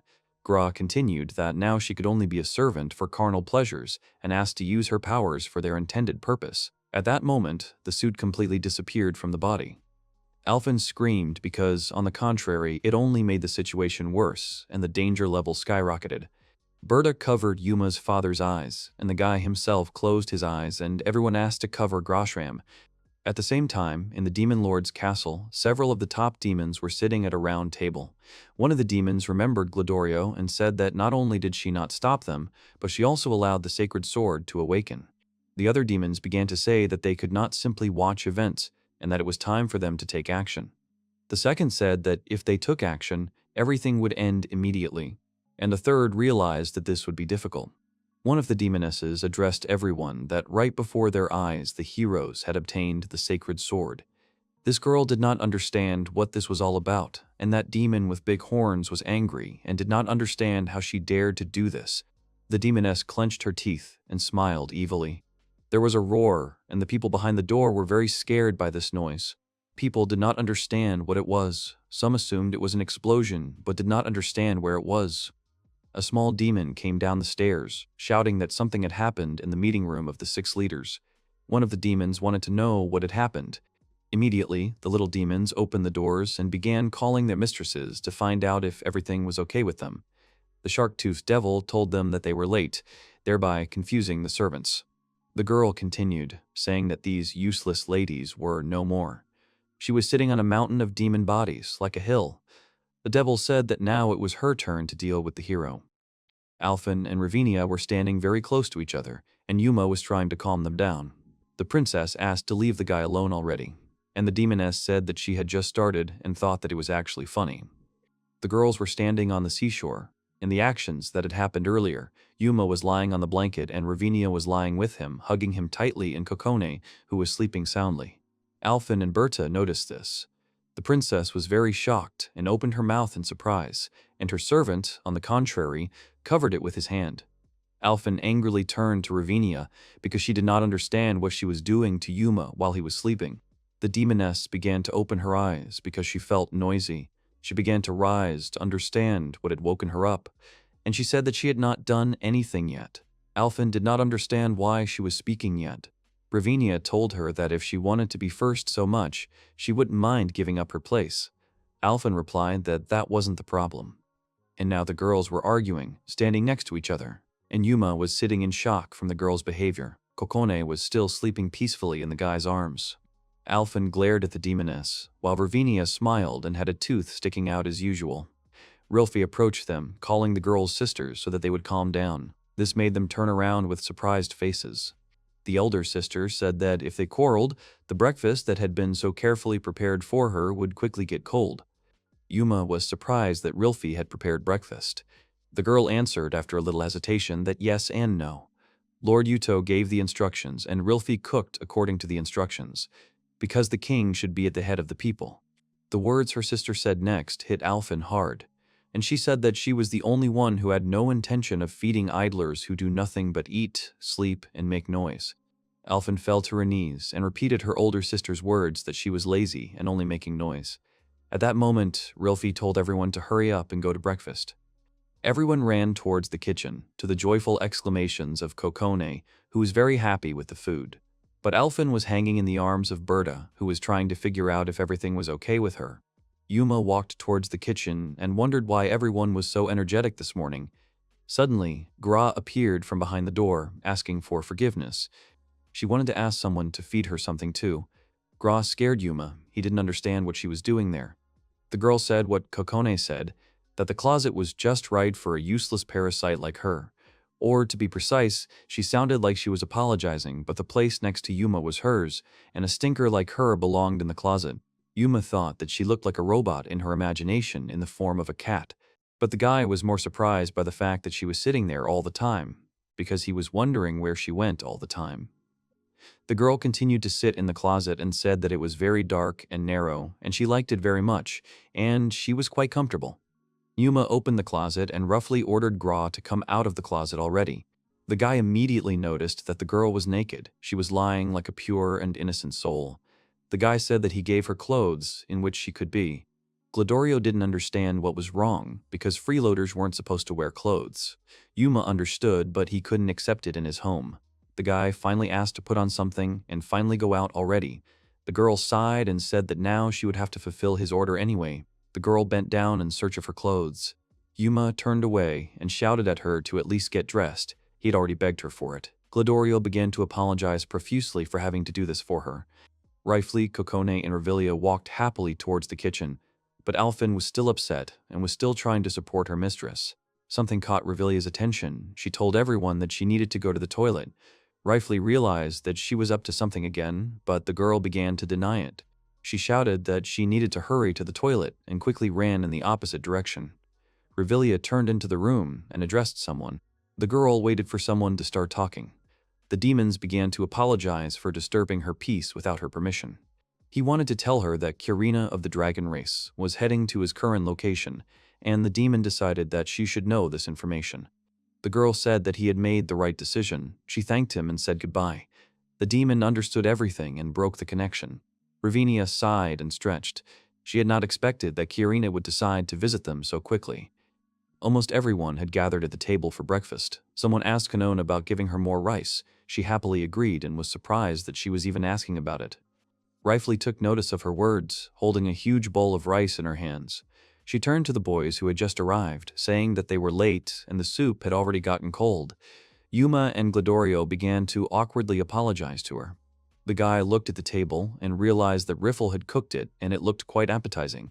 The girl handed over a plate of rice and asked Yuma to try it. He thanked her for it. He suddenly felt something and turned around abruptly, thereby confusing Riffle, who did not understand what had happened.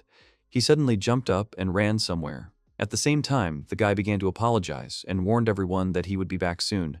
The girls didn't understand what had happened, but he had already run out into the street and realized what had attracted him. The guy looked at the roof and was shocked. There was a huge seal on the roof of the building. Rifley realized that it was a portal, but Alphen didn't understand why they needed such a huge portal and assumed that someone would come out of it. Kokone stood joyfully, because that very portal was huge. But Ravinia was scared or irritated by the appearance of this one. Tentacles of a monster began to appear from the portal, and it began to roar. Yuma also noticed this and said that something was beginning to appear from it. Finally, a huge foot appeared, with big claws. Everyone's mouths opened in surprise and realized what it was, and thought it was incredible. From the portal emerged huge wings, and then a tail. Finally, a huge dragon emerged. Its eyes were glowing with rage, and its claws were already ready for battle. Yuma's mouth dropped open in surprise, and he realized it was a dragon. It was graceful, had a sinister grin, and its eyes were still filled with malice. Suddenly, he turned his attention to the people standing below, namely, Yuma. And at one point, the dragon rushed down, straight at the boy, and he realized that the dragon was heading straight at him. Yuma ordered everyone to quickly run into the house, because it had become too dangerous outside. The girls began to scream in fear.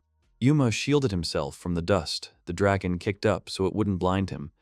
The dragon landed on the asphalt in front of the house and perched right in front of the boy. The dragon's behavior surprised Yuma because he did not attack, but looked at the guy with interest.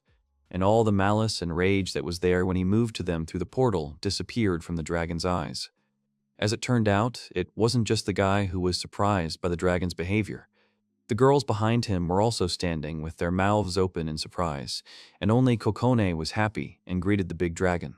The eyes of the big creature became kinder, and suddenly, for everyone, he began to say that he was asking for forgiveness for the sudden visit. At the same time, the dragon called him a hero. This surprised Yuma, and what the dragon said shocked him even more. Alphen and Rifley didn't understand what was wrong with that. The younger sister said that it was a dragon and didn't understand what was wrong with that, and the older sister added that, of course, it would talk.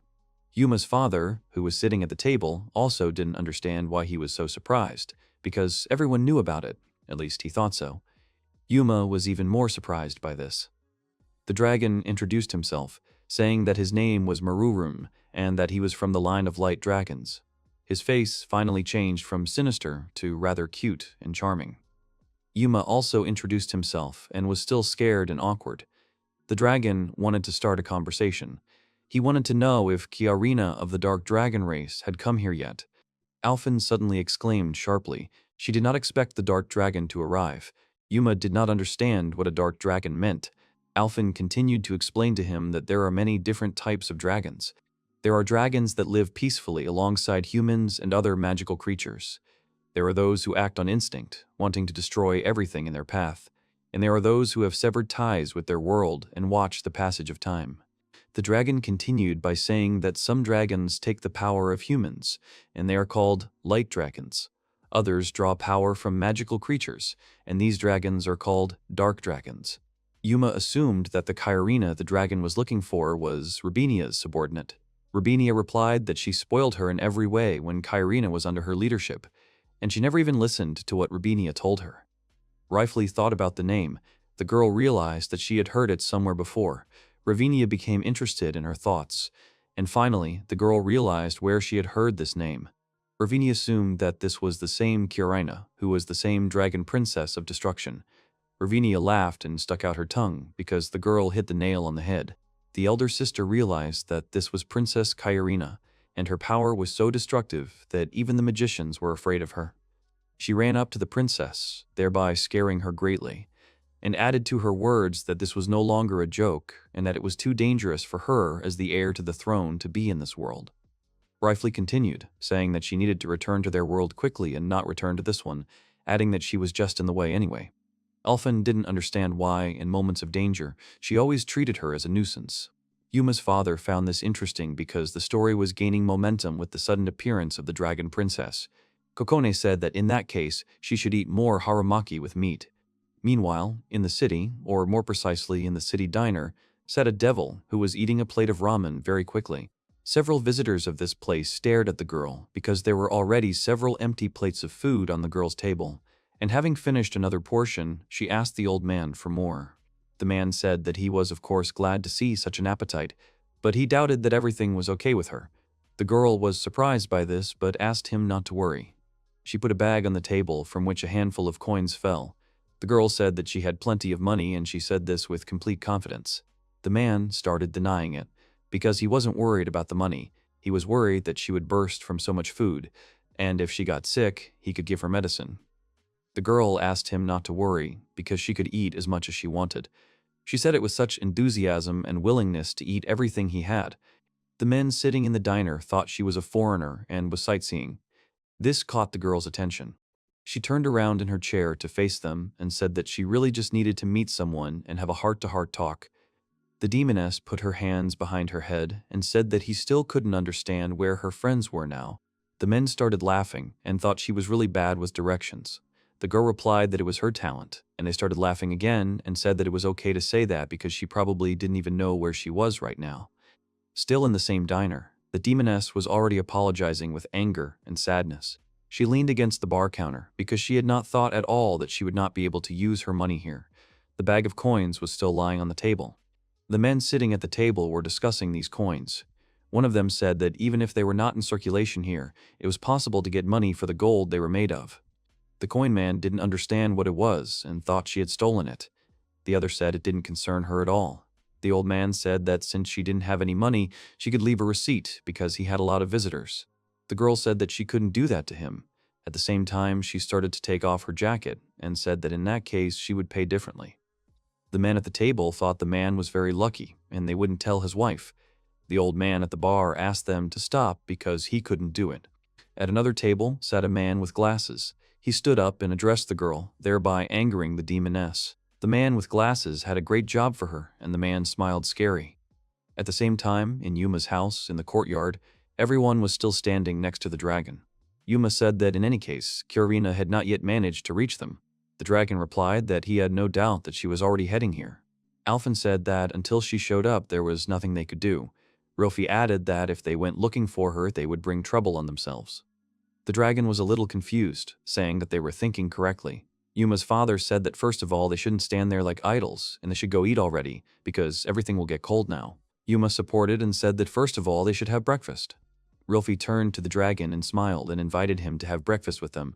The dragon was very surprised that he was allowed to. And he honestly said that all this time he felt such an appetizing smell and restrained himself as best he could, and of course she would gladly accept her offer. Kokone raised her hand with chopsticks and apologized because she wasn't going to give her her food, and she had to find another simpleton who would share it with her.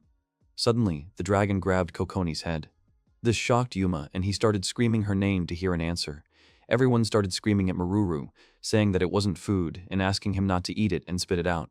The dragon took his mouth away from Kokone, who said that she almost lost her life. The girl was all wet from the dragon's drool and sat on his knees disappointed. Maruru apologized and said that she smelled so good that she did it by accident. Ravinia said that she definitely did it on purpose. Suddenly, a head appeared from behind the door, apologizing. It was Kana, who still didn't understand what was going on. The girl said that it was time to go to school. Yuma was surprised that it was already time to go. His father told him to go to school and they would sort it all out. The boy immediately jumped up and very shamefacedly apologized for leaving it all to them. Ravinia approached Kokone, telling her to take a bath first, since she was covered in drool. The girl sat sadly, agreeing with every word Ravinia said. Kokone turned to the girl and said that it was because of the dragon that this had happened to her.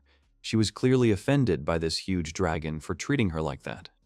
Rightfully suggested that the dragon take his true form, or more precisely, that he do it as quickly as possible. After all, the dragon form attracts too much attention in this world. The dragon immediately agreed. The dragon began to glow with a bright light. A small, neat girl began to appear from the huge dragon. She still had the dragon's wings and tail.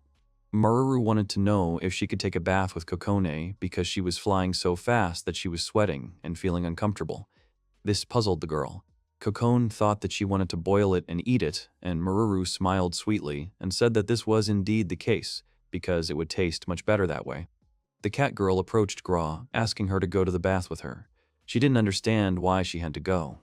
Kokone said that if anything happens, she will sacrifice her. Gra said that she would like such a game. Kan walked along, feeling a little embarrassed, and said that today was such a noisy morning. Yuma, also walking awkwardly next to her, agreed and added that yesterday was a little different. Suddenly, he remembered something. Kane immediately asked what happened. Yuma remembered that he forgot to tell his father and all the other girls about the sacred sword. He thought about telling them after school, and he told the girl to come too. Kana immediately started to worry. She clearly didn't want him to tell. Suddenly, the girl thought about what could be. She imagined Yuma entering the common room with her and asking for everyone's attention, and how he was going to pull out the sacred sword.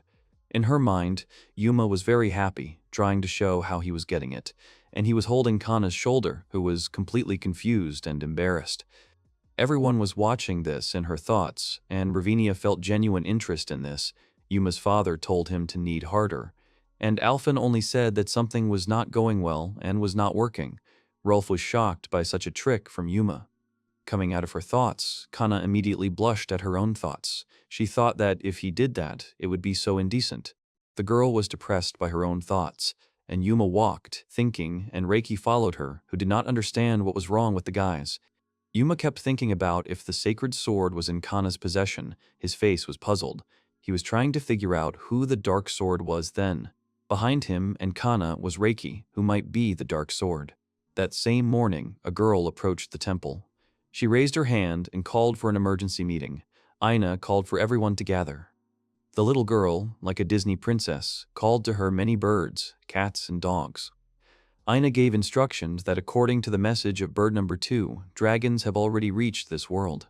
This message was conveyed by one of the helpful birds who saw the light dragon in the courtyard of Yuma's house. Aina said that everyone should join forces and find the dark dragon, and then they should report to her. Ina shouted at them to start doing this.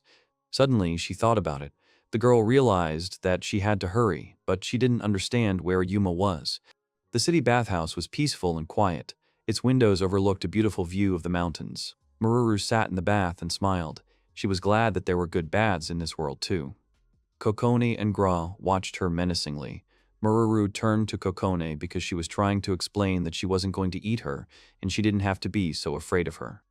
Kokone herself denied it. She didn't know when her instincts would kick in, and she warned that she wouldn't be fooled that easily. Gra said with all her love that if she wanted to eat it like that, she could slobber all over it. Maruru said that she didn't feel like it. She thought that Gra didn't look tasty. The girl's self-esteem was greatly damaged by this, and she began to descend under the water, repeating the dragon's words. Kokone looked at her with incomprehension, and suddenly she became furious. She warned Maruru that she would make a preemptive strike, and she began to jump straight at the dragon, in the style of a fighting cat. This surprised the dragon girl very much. At that moment, Kokone caught up with Maruru and fell on top of her. The cat girl grabbed the dragon by the tail and told the girl that the tail is the Achilles heel of dragons. Maruru made a face and asked to stop, and all because if she touched her tail, then her hormones would increase and accordingly there would be an interesting reaction of the body. The girl started biting her finger, asking him to stop. At the same time, the girl said that this was not right. Kokone did not understand what had happened. She looked at the girl with incomprehension. At that very moment, an old man knocked on their door. He addressed them, saying to find out when they were going to leave. And at that moment, Kokone's cry was heard, who knew that the dragon wanted to eat her. Maruru replied that it was she who started touching her tail. The man behind the door began to worry and knock on their door more furiously. Eventually, the man opened the door and didn't understand what they were doing there. He saw something he shouldn't have. Little Kokone was being attacked by the dragon Maruru. All the man could say was wow. And at that same moment, the same little plots closed the eyes of this strange man. At the same time, Rifley, Alphen, and Ravinia were sitting in the kitchen. And so Rifley decided to start. She turned to Ravinia, trying to find out if she could convince Kairina to be their ally. Ravinia replied that she shouldn't even think about it, because Kairina doesn't listen to her at all. She suggested setting the light dragon on the dark one, since she came to them herself. Rilfie wanted to see if it would help, but Ravinia herself didn't know if it would work or not. Alphen didn't like the way they were thinking. After all, at this rate, she would be forced to return to another world, and the girl thought about the fact that she would have to say something that would correspond to her status as a princess. Rifley turned her head towards her little sister, thinking that she had some ideas. This shocked Alphen, and she tried to say something. Her older sister, without giving her a chance to say anything, said herself that, as she thought, she needed to return to their world. Alphen, already crying, said that they were not talking about that now. Rifley said that they had already discussed this and wanted to make sure, thinking that Alphen thought Rifley was joking, but to her regret, this was not the case. The little princess cried and asked him to stop trying to get rid of her. Yuma's father said that his son would somehow cope with the danger. Rifley turned to the man, puzzled, trying to explain. He asked not to underestimate him, because his son was a capable boy, and he turned to the girl to get approval for his words. But father was looking forward to a tough fight. Ravinia laughed loudly, and Rifley exhaled. It seemed to her that they would not cope here without her sister. At the same time, the short-toothed demoness asked everyone to crowd around her. The little kids started to crowd around the girl from all sides and try to climb on each one. The demoness was in the Hanamaru kindergarten. The teacher asked for forgiveness for such an unexpected request because all the teachers suddenly caught a cold. The girl replied that they should not worry because she could handle the kids on her own. The main teacher in the kindergarten was that same tall and serious man in glasses. The children were surprised at how tall he was. The demoness noticed that one boy was standing at a distance, and this is what caught her attention. The boy was standing thoughtfully and shyly. The girl squatted in front of the boy because she did not understand why he was standing alone. The boy exclaimed sharply, turning to the teacher. He abruptly asked her to become his bride and handed her a flower, thereby surprising the girl. The shark-toothed demoness apologized to him because she was only interested in strong guys. After her words, the boy began to have tears in his eyes. But the girl added that if he becomes strong, then she will think about his offer. At the same time, the girl began to smile, showing that she was not joking. The boy happily wanted to make sure that this was true. The demoness replied that she was immeasurably strong, and as it turned out, this boy later became the strongest fist fighter in the world. The light dragon had the delicious kokone in his mind. She thought about how he had tasted the deliciousness from another world for the first time, and now he thinks about her every day. The dragon entered the room and asked the people to appear again. She said that her name was Maruru and that she was a representative of the light dragons. Kokone told her that if she was done with this, then she should return to her world quickly. Maruru objected to the girl and said that Kirina was definitely heading their way, so she couldn't leave them alone. At the same time, Kokone hid behind Ravinia's back to protect her. Alphen suddenly looked at the magazine questioningly and asked what it was. It turned out to be a monthly issue of a guide to otherworldly cuisine from Tokyo. The girls stood up together and began to ask Maruru, surprised if she liked to eat, and Glodorio asked if she could lie down to sleep already. Maruru snatched the magazine from Alphen, surprising her, and said in a fussy tone that she would take care of it after they dealt with Kairina.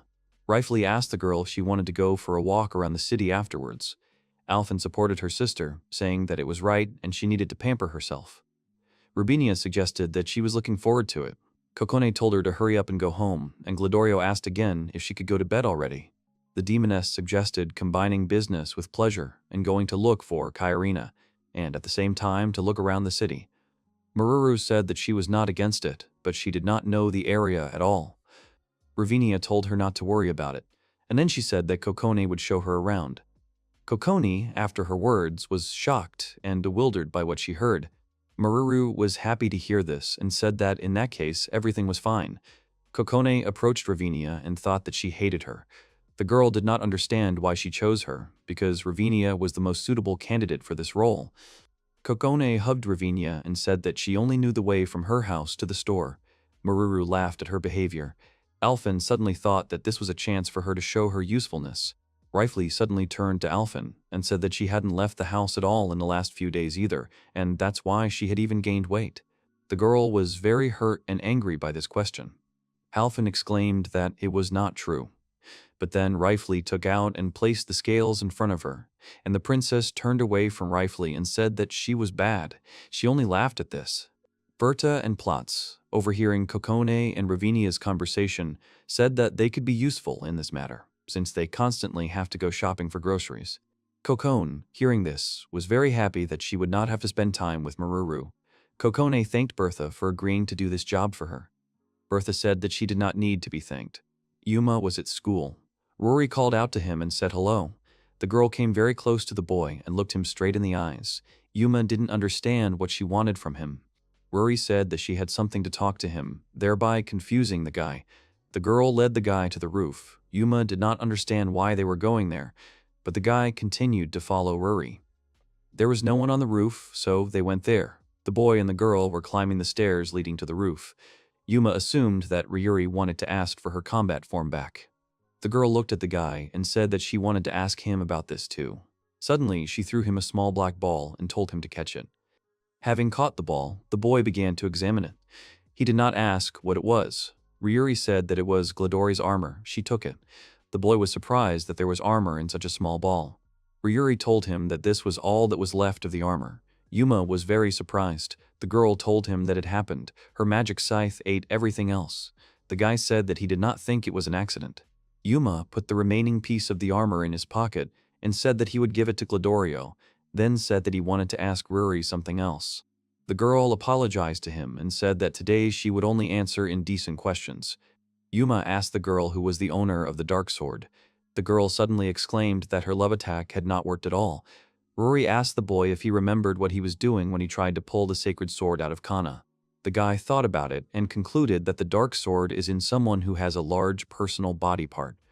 Rory said that the guy very easily threw away all the girls with a small body part and asked not to make such a movement with his hands anymore. Rory turned to the guy and said that she was always interested in something. This puzzled the guy. But Reiki stood and looked at her body part, realizing that she had completely normal ones. The girl continued talking, asking if he was okay with Reiki following them. The boy looked back and was surprised that she was indeed standing behind him. Yuma was shocked and thought that Reiki had heard everything they were talking about here. The girl stood there in confusion. She was still silent and didn't say anything. She eventually turned to the fence and touched it, saying that the sky was unusually blue today. Yuma was surprised by such a crude way of avoiding the question. At the same time, in the kindergarten, the little children began to go home and say goodbye to their teachers, and they waved back, expecting to see them tomorrow. The demoness said goodbye to the last children and asked them to be careful on their way home. A strict, tall man in glasses, or simply put, a teacher, said that they had done a good job. The man suggested having a drink somewhere. He said he was treating her. The demoness apologized and said she had something else to do today. The teacher was upset. He felt sorry for her, and now he wanted to know if she would come tomorrow. The girl did not know how to say it and decided to rely on fate, because, as it would indicate, so it would be. 3 teachers stood at the threshold of the kindergarten, and a black cat watched them. At the same time, Maruru, along with Platz and Bertha, walked through the market looking at karoki for 105 yen. The dragon was curious about how they tasted. Bertha wanted to know how Mrs. Maruru ate so much. Platz sheepishly said that if she got hungry, she could try to eat kokone again. The dragon said it was the truth. Bertha tried to ask her to keep it reasonable. There were children standing around the corner, laughing nastily. They went towards the maids and called for a wind that lifted the girls' skirts. The children began to examine the girls' underwear. Platz looked at them angrily, thinking that something was wrong with them. They were already running towards the 3rd girl. Maruru stood with food in her hands. She ate karoki and liked it. The children had already run up to her and started calling for the wind. A dragon tail began to appear from under the girl's cloak. Maruru did not understand what had happened and continued to eat her treat. The children were frightened by this turn of events and opened their mouths in surprise. They started screaming in fear and calling the girl a monster. Maruru didn't understand what had happened, and Berta stood there irritated and embarrassed. Little Legs started running along the road. It was Ina, who was in a great hurry and was very serious. She turned into a dark alley and waited. She started to turn her head because she lost contact with Meow 3rd somewhere here. Suddenly, she looked around the corner and saw a cat. Someone said that she was waiting. It was a demoness with shark teeth. She was trying to figure out who was sniffing out information about her, and as it turned out, it was a girl mage. The demoness was sitting on a trash can and holding a black kitten in her hands. She thought Ravinia had ordered her to do it. Ina realized she had fallen into a trap. The girl remained silent, but then answered that Ravinia had asked her to do it. Suddenly, the demoness's eye opened and took the form of a dragon's eye, and she said that Ina was lying. The demoness had dragon vision, which allows her to see where the truth is and where the lie is. The demoness grabbed the lid of the trash can and realized that the hero had definitely sent her. She lifted the trash can above her and threw it towards Ina. Shark Teeth wanted her to tell everything while she was still kind. Ina didn't understand how she did it. The demoness wanted to know where the hero was. The little girl realized that she couldn't escape. The sound of approaching footsteps was heard next to him. Someone was enjoying a chicken. As it turned out, it was Yuma's father. He ate a piece of chicken impaled on a toothpick. The girls looked at him in confusion. Ina found support, realizing that it was Uncle Yuto, but the demoness clenched her teeth, showing her complete displeasure. Yuto tried to understand what was going on here. He said that it was actually a crime to hurt little girls. The demoness grinned evilly because she realized who he was. Yuma's father said that he would buy time here for now, and Ina should run. The girl agreed and started running. The man watched the girl run away and smiled sincerely. Now the demoness addressed him, calling him an old man, but he continued to eat his chicken. The girl thought that he had overestimated his capabilities. Yuto asked her to wait with a genuine grin, saying that he only meant that it would only buy time. The man raised his wand and it glowed. Suddenly, the stick took the form of a spear, and Yuto caught it deftly with one hand, and he said, with the same smirk, that he was just a minor character. And that's why, even if he screws up, it's okay, because it will still be a good scene. The demoness thought about it. She became very interested, because this is a battle of a fierce dragon against a former hero, and it will be a brutal battle. Ina smiled sweetly and called on everyone to smile together. On her lap sat a black cat, which was sleeping peacefully and purring. Yuto and Kirina stood opposite each other and prepared for the upcoming battle. Kirina asked the man if he was a former hero. Yuto told her not to be impudent until he introduced himself. Kirina didn't understand what he was saying, looking at him angrily. She said that girl Ina called him Uncle Yuto. Yuto thought about it and noticed that the girl was very attentive, but it seemed to him that she was a little narrow-minded. Kirina said that it was just right. The girl said that if Yuto was a former hero, he would avenge the old man. Kirina meant her father, and he did not understand what she was talking about.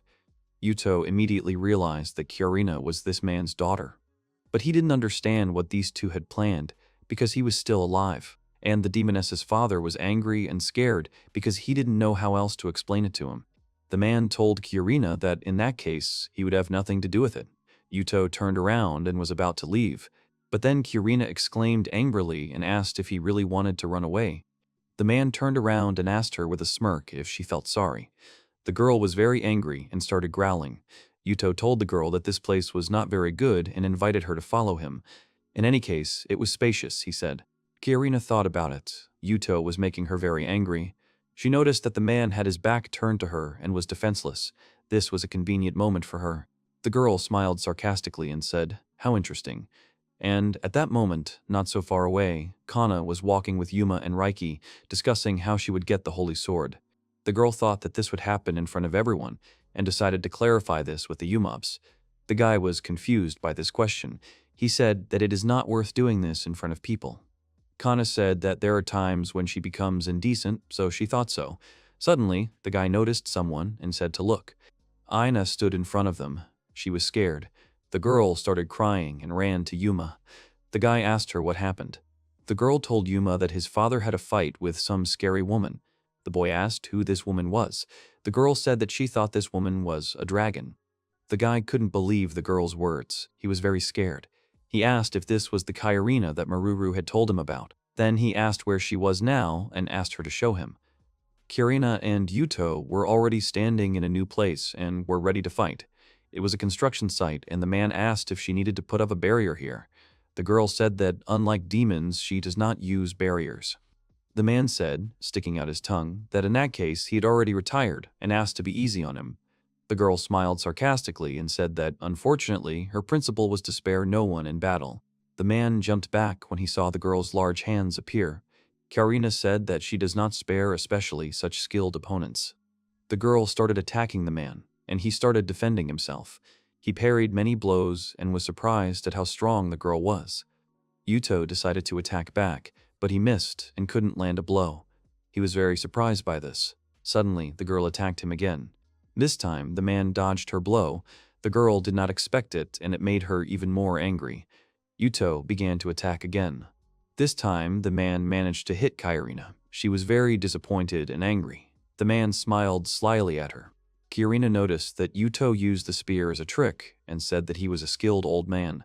Yuto said that he used a trick because she had such monstrous strength. The girl began to laugh maliciously. She said that it was not bad at all, and she was already getting excited. A menacing smile appeared on her face, which showed her entire mood. The man thought about how dangerous it was, because she was also obsessed with battles, and whether he really needed to deal with her. And a long time ago, there was a guy like that. Yuto and Kirina were ready to start fighting again. The man asked the girl if it was time for them to start and said that he was tired. The girl told him to stop being stupid. Yuto said that he was just warming up. Suddenly, the girl decided to attack him again. She rushed towards Yuto at high speed. The man managed to defend himself and parry the girl's blow, and he called her a bad lady. Kirina flew back a few meters and fell. Falling to the ground, the girl began to reason that it was obvious, as expected from the former hero.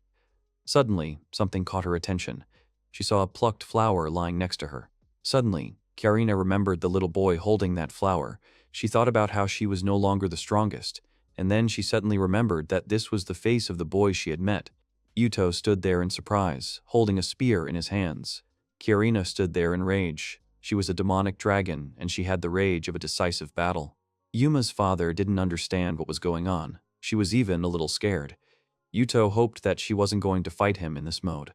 But Kirina was already fully prepared for battle and was already in a fighting stance. She immediately ran towards Yuto. The man tried to fight off her blow. But Kirina struck more and more blows. She partially began to take the form of a dragon. She began to grow a tail and claws, and the girl also got wings. Yuto tried to endure more blows, because Kirina's claws were already flying at him. There was a vicious grin on her face. The girl hit the man right in the stomach. The man's spear broke, and he doubled over in pain. The girl threw the man into the wall. Yuto began to curse. His shirt was torn where he had been hit, and he was holding his side. Kirina flew up on her dragon wings and showed her rage towards him with all her appearance. She told him that was all. Yuto began to think about his wife, Grisseria. He thought about finally being able to see her again. The man closed his eyes, but he opened it immediately, feeling someone next to him. In front of him stood little Ina, who opened her arms to protect Yuma's crippled father. The girl shouted for her to stop because the fight was already over. Kirina did not understand why she was stopping her and asked her not to be stupid. Yuto told the little girl Ina that he didn't need help. Kirina confirmed that they weren't done yet, and that once they started burning, the flames would never stop. Someone said that he would be her opponent then. This made Kirina turn around. She was still very angry and furious, and Ina was scared. As it turned out, it was Yuma, Reiki, and Kana. Yuto told the guy that he was late, calling him a hero. But Yuma said that he was the opposite, just in time. Kirina started laughing, saying that the hero had finally arrived. Yuma stood ready to fight. The girl looked at Ina with irritation, who was already standing completely serious, but her face showed that the girl was scared. Kirina said that this little girl was bothering her. She also asked to take him and leave. Ina took Yuta under her arm and ran away from the place of the upcoming battle, and Kirina said that the hero should get ready. She wanted it to end quickly. The girl was fully prepared for this and had a very sinister smile. Yuma understood something, but now he didn't know what to do. Kirina didn't understand what had happened. Yuma started to apologize. He didn't take the sacred sword, and so he asked her to wait a little. Kirina froze in a fighting stance and was irritated. The guy ran towards Kana and started asking her for help. The girl didn't understand what had happened, and Kirina stood there in the same bewilderment.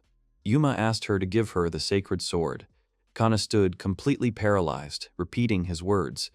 The girl began to remember what happened last time and covered her personal place from strangers. She realized that it was somehow too crowded here. Yuma began to look around, and suddenly something caught his attention.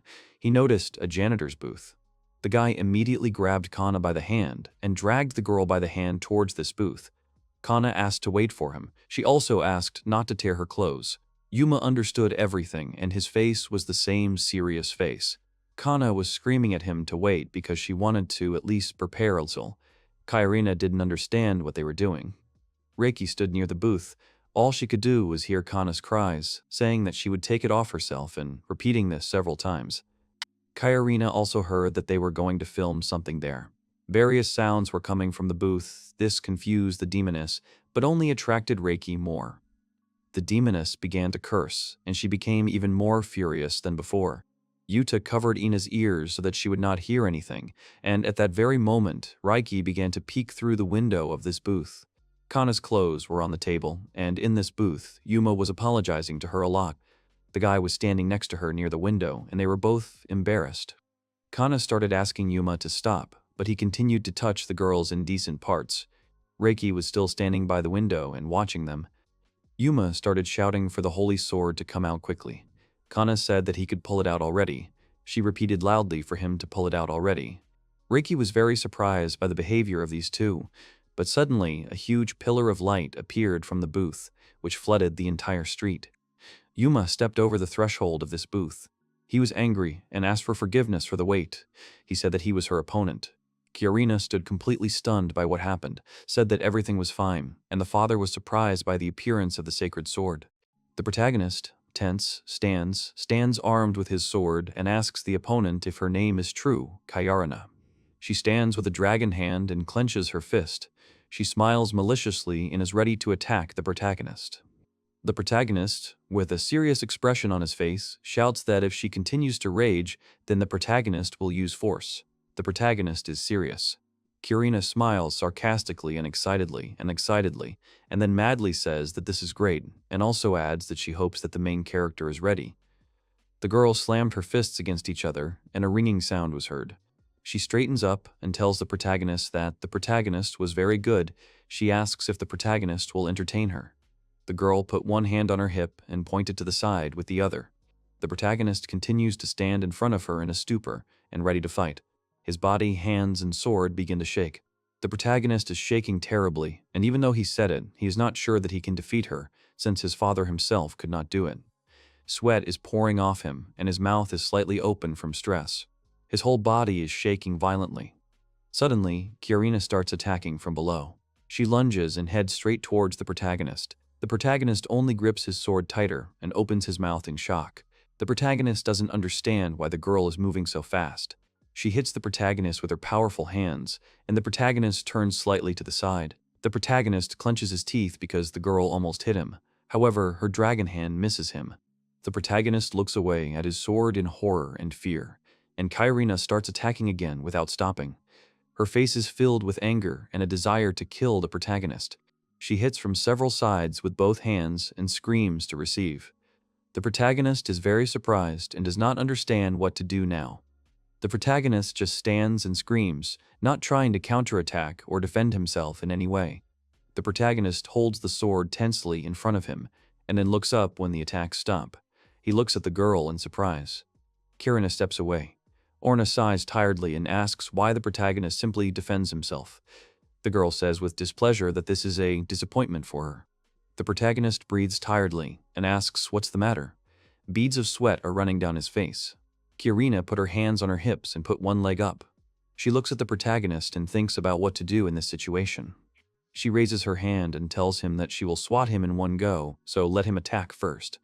As she says this, the girl sighs.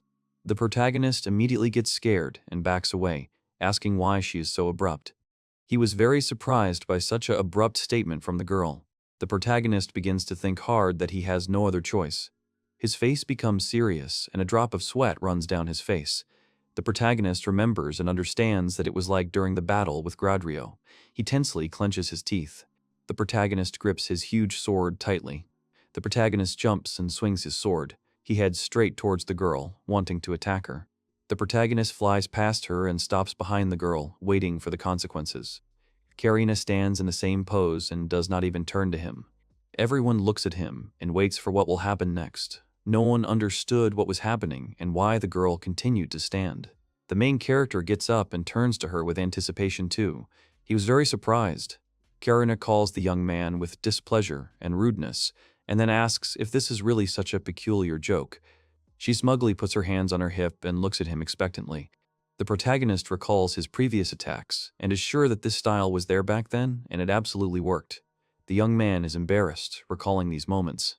Kiarina indignantly asks what kind of breeze it was and whether this is really all that the main character is capable of. The protagonist looks on in horror and wonders if it really didn't work. He was incredibly shocked, and beads of sweat were running down his face. The main character screams to the girl in horror that he wants to try again. The dragon girl is very surprised. She grabs the sharp blade of the sword. The protagonist tries to swing his sword, but Kairina holds onto the blade. The sword starts shaking in the protagonist's hands. Kairina sighs and apologizes irritably, then says that his attempts are really useless. She abruptly lets go of his sword. The protagonist jumps aside. Kairina is surprised by the young man's abrupt actions. The protagonist understands that the girl is too strong and he cannot defeat her. He looks at the girl with a serious expression on his face. The protagonist still stands in a strange pose in front of her, holding the sword. Kairina continues to keep her hands on her hips. The protagonist's father admits to his companion that the situation is really very bad. The little girl looks at the man and asks if the protagonist's father really thinks that way. The protagonist's father explains, looking at the girl, that the mode she entered halves the holy power. Kairina really does stand in a demonic form. She smiles smugly and an aura blazes around her body.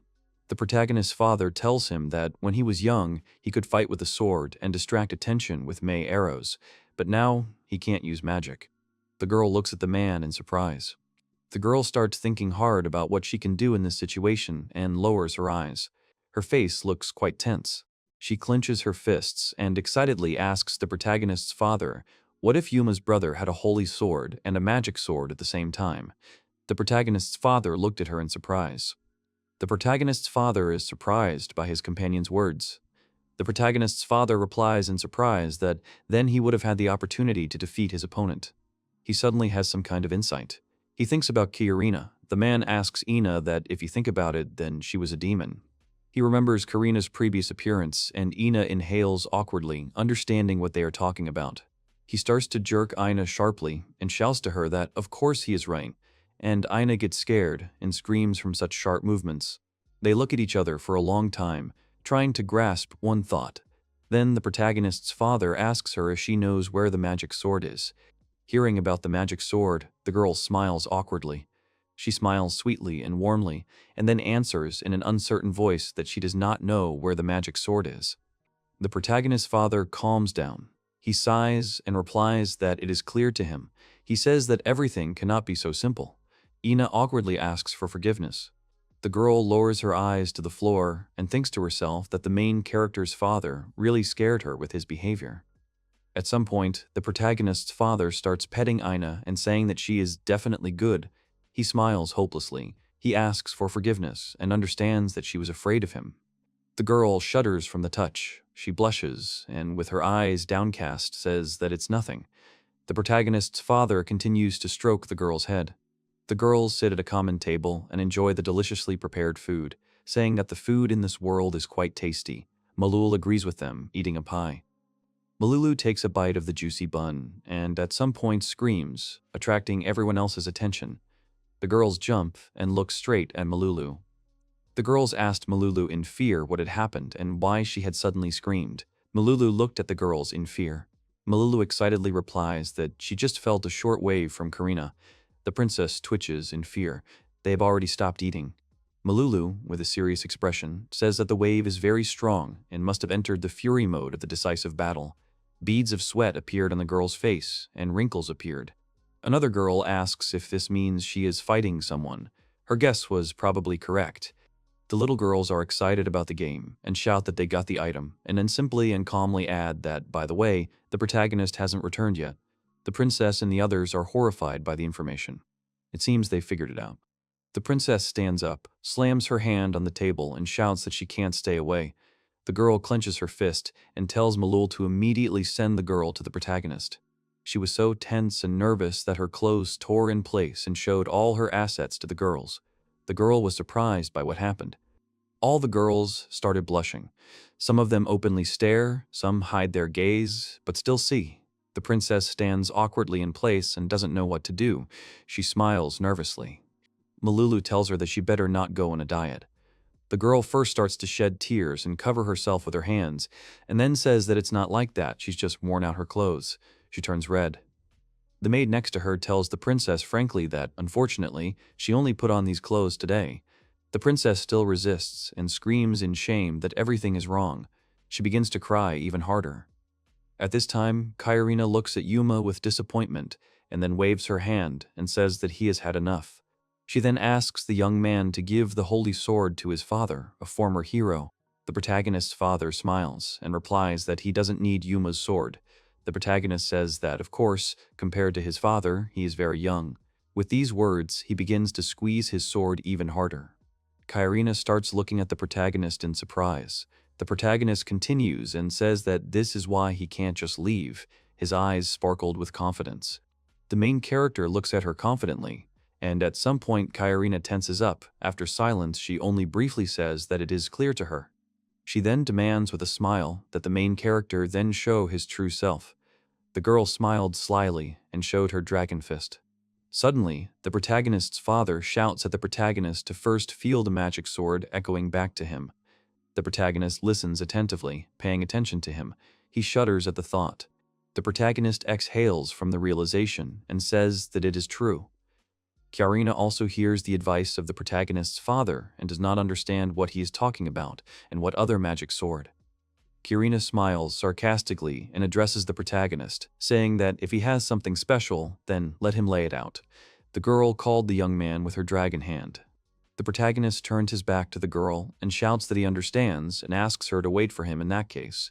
The girl agrees, but tells him to be quick with it. The young man thrusts the sacred sword into the ground. He closes his eyes and begins to meditate. His entire face tenses from the action. The protagonist raises his hand and summons Ravid's magic sword. A powerful airflow forms around the young man's body. The protagonist calls upon the king who controls the devil and asks him to respond to the young man's call. The young man continued to raise his hand and confidently pronounce these words. However, nothing happens, and everyone looks at the protagonist in complete silence, waiting. The protagonist stands with his hand raised and hopes for success. Kairina starts to get angry and asks the protagonist if he is really playing with her. The protagonist awkwardly asks her to wait a little longer. He continues to hold his hand above his head in panic, and beads of sweat are running down his face. He asks again for the magic sword to appear in front of him. Aina looks awkwardly and thinks that the magic sword is not ready yet. Aina was tense, but suddenly she looked away. Then someone came up to them, Reika. Aina was very surprised when she looked at her. Reika stood and did not understand anything. Reika looked at Aina and nodded to her. Aina was very surprised and could not believe it. The girl calls the main character by name. The protagonist turns to the girl and sees her standing in front of him. Reika says that the magic sword is here. She points to her chest with her hands. The protagonist is very surprised when the girl tells him about the magic sword. Kairina gets even angrier. She doesn't understand what's going on here. The protagonist's father and Ina look at the protagonist and Reika in surprise.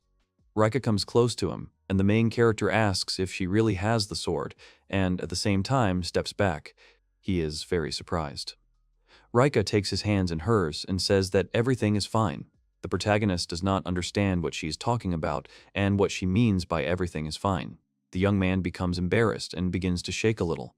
Here, Reika closes her eyes and then begins to glow with some incomprehensible aura. Everyone looks at her in surprise. Kairina, in turn, smiles sarcastically. Reika says that she will give the main character her power. She takes a deep breath. The girl begins to emit a blinding glow even brighter. Suddenly, the girl disappears, and in her place appears a black and beautiful sword. The main character starts screaming while looking at the sword. At this point, Kairina smiles and does not understand what is happening. The protagonist's father screams in horror and asks if this girl really was a magic sword. Aina thinks intensely that Reika's sister was a magic sword all this time. The protagonist is surprised and tells Reika that she really is a magic sword. He couldn't believe his eyes. Suddenly, the protagonist hears the voice of a girl who asks him to use her as his power. The protagonist still doubts and asks if she is sure that this is a good idea. He approaches her in a panic. The girl in the form of a magic sword says that now is not the time to worry about this. The protagonist collects his thoughts and says that it is true. He starts to approach the sword. While he is collecting himself and picking up the sword, Kairina says that it is interesting. She starts to laugh. The girl says that even though she was surprised, the main character should have known something. And then she continues and tells the boy that he should now use both swords in battle with her. The girl gets angry.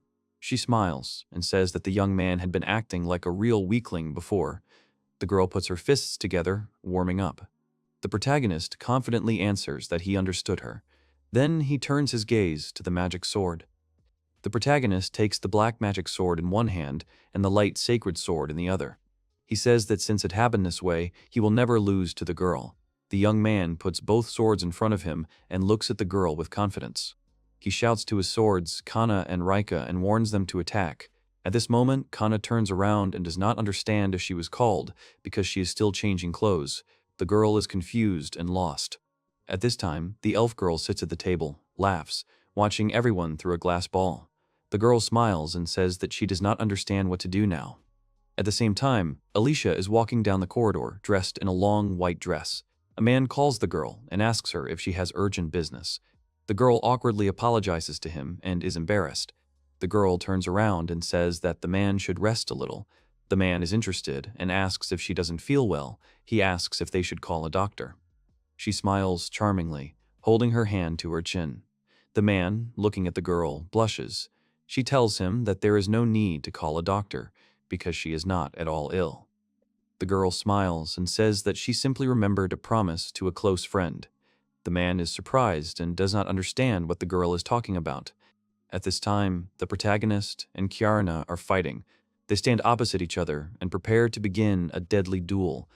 Kiarina smiles wickedly and asks the young man if he is not bored using only two swords. The protagonist smiles nervously. Sweat runs down his face, and he says that he will not answer her that question. Suddenly, the protagonist hears Rika's voice, telling him to use the holy sword to defend himself. The protagonist looks at the black blade of the magic sword and imagines Rika's image. The protagonist replies out loud that he understands her. Here, Kiarina immediately goes on the attack. She makes a dash and rushes at a furious speed straight to the protagonist, reducing the distance between them. The protagonist stays on his feet. He puts two swords right in front of him. The girl strikes with her dragon arm, but the protagonist blocks the girl's attack with the holy sword. Suddenly, the magic sword starts moving on its own, and the protagonist is very surprised. The protagonist attacks the girl with a magic sword, and she only smiles slyly and protects her neck with her dragon hand. She immediately strikes the sacred sword, and the protagonist is surprised. While the young man was fighting, he thought that for some reason he felt something strange, like the magic sword itself was guiding him. He made a series of attacks. Kiarina enjoyed the fight.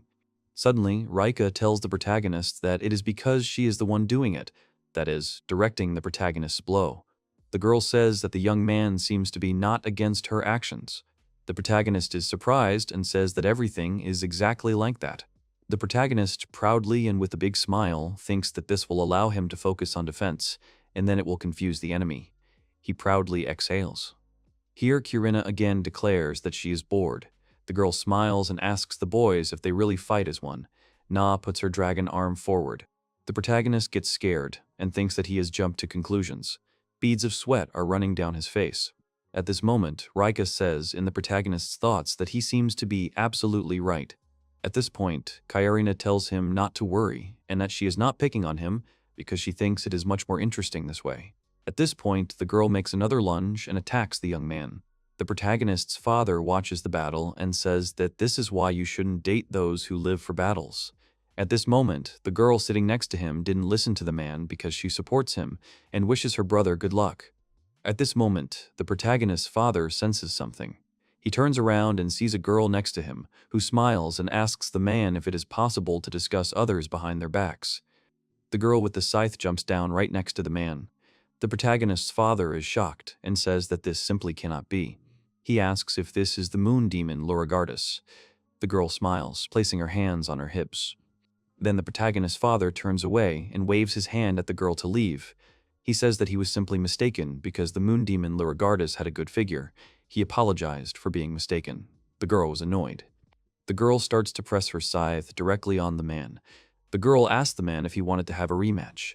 The main character's father replies that he is afraid that he will get into trouble if he fights a high school girl. Suddenly, all the familiar girls appear and call the main character by name. The main character was very surprised by their appearance. Kiarina angrily did not understand what was happening and where all these girls came from. The next moment, Malulu shouts that she has found Kiarina. Kiarina is surprised that even Malulu is here. Kiarina turns angrily to the protagonist and says that these insects are going to interfere with them, so she orders him to finish as quickly as possible. She asks the young man to put all the strength he has into the fight. Then Malulu screams and asks who the insect is. She orders them to stop fighting immediately. The next moment, someone's scythe blocks her. The moon demon tells Malulu that if she interferes with them, who knows what will happen. The girl smiled sarcastically at that moment. Malulu turns around and is surprised to find a moon demon blocking her path. The protagonist himself also recognizes Rory and asks if it is really her. Rory smiles and asks the protagonist not to misunderstand her. She becomes awkwardly embarrassed. At this point, the protagonist looks questioningly at the girl and does not understand what she means. Rory explains that she is here to deal with the others when the protagonist loses. The protagonist asks if she really thinks he will lose. Karina is surprised that she doesn't quite understand, but Rory likes her. The next moment, Kirina attacks and tells Rory not to interfere with her in any case. At this moment, the protagonist thinks that thanks to Rika, he and Kirina can fight equally. In this case, he continues the fight with Kirina. At this point, the girls wonder if they really didn't come to stop Karina. The girl starts crying and says that the moon demon is very scary. At this point, the girl is surprised that the holy dragon is afraid of the demon. The other girls think that Malulu is a dragon and that she is some kind of good-for-nothing dragon. They did not even understand why they came here at all. Karina attacks the protagonist and shouts that Yuma's movements are predictable, so he deserves it. At this moment, the girl smiled fiercely. The protagonist defends himself and asks, "So what?" He tries to withstand her barrage of blows. Karina tells him at the moment of the battle that he still has 2 swords in his hands, so let him show her something tasty. At this moment, she attacks him with her tail. The protagonist puts the swords in a cross to protect himself from the blow. The protagonist fights and honestly admits that it is easy for her to say, but he thinks to himself that they definitely need a trump card.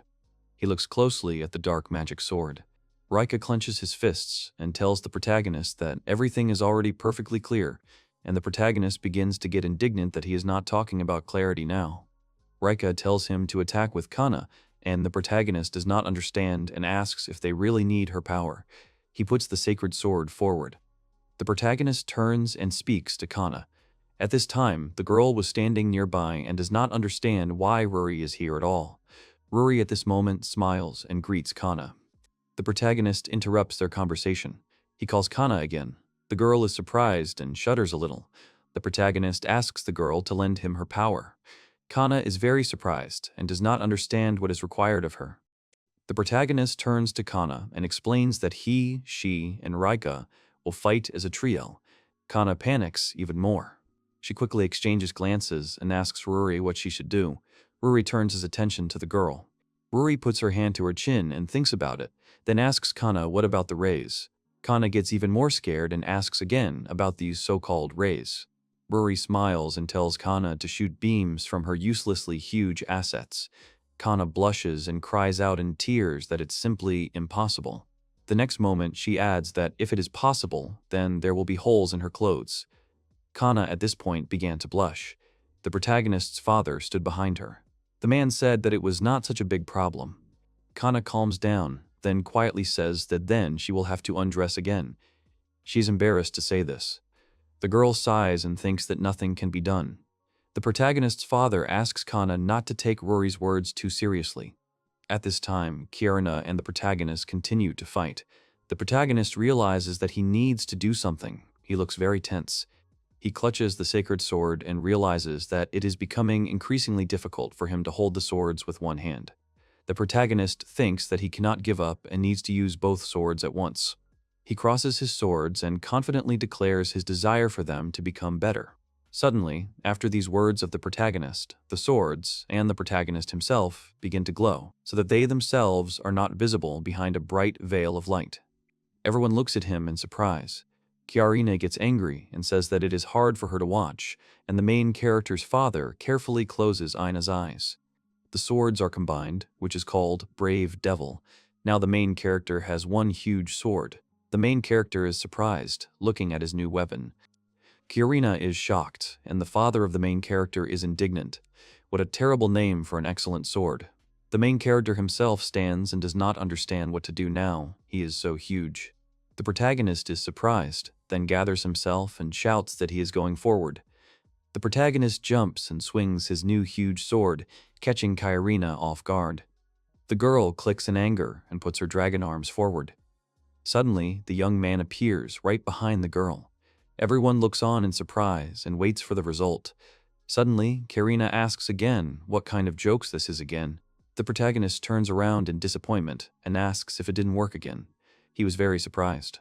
Suddenly, the young man sees that Kirin's demonic wings and horns are shrinking in size.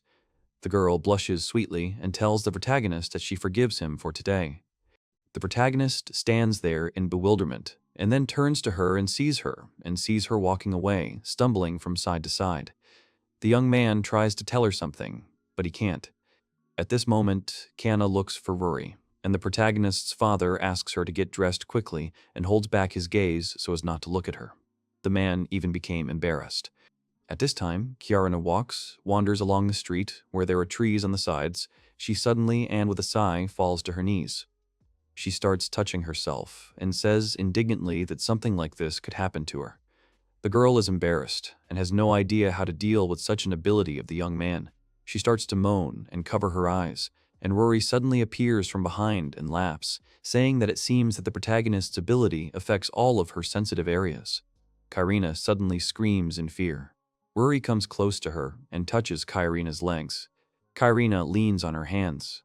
Rory says with a smile that this is still not the best ability. She looks at the embarrassed Kairina with a sly look.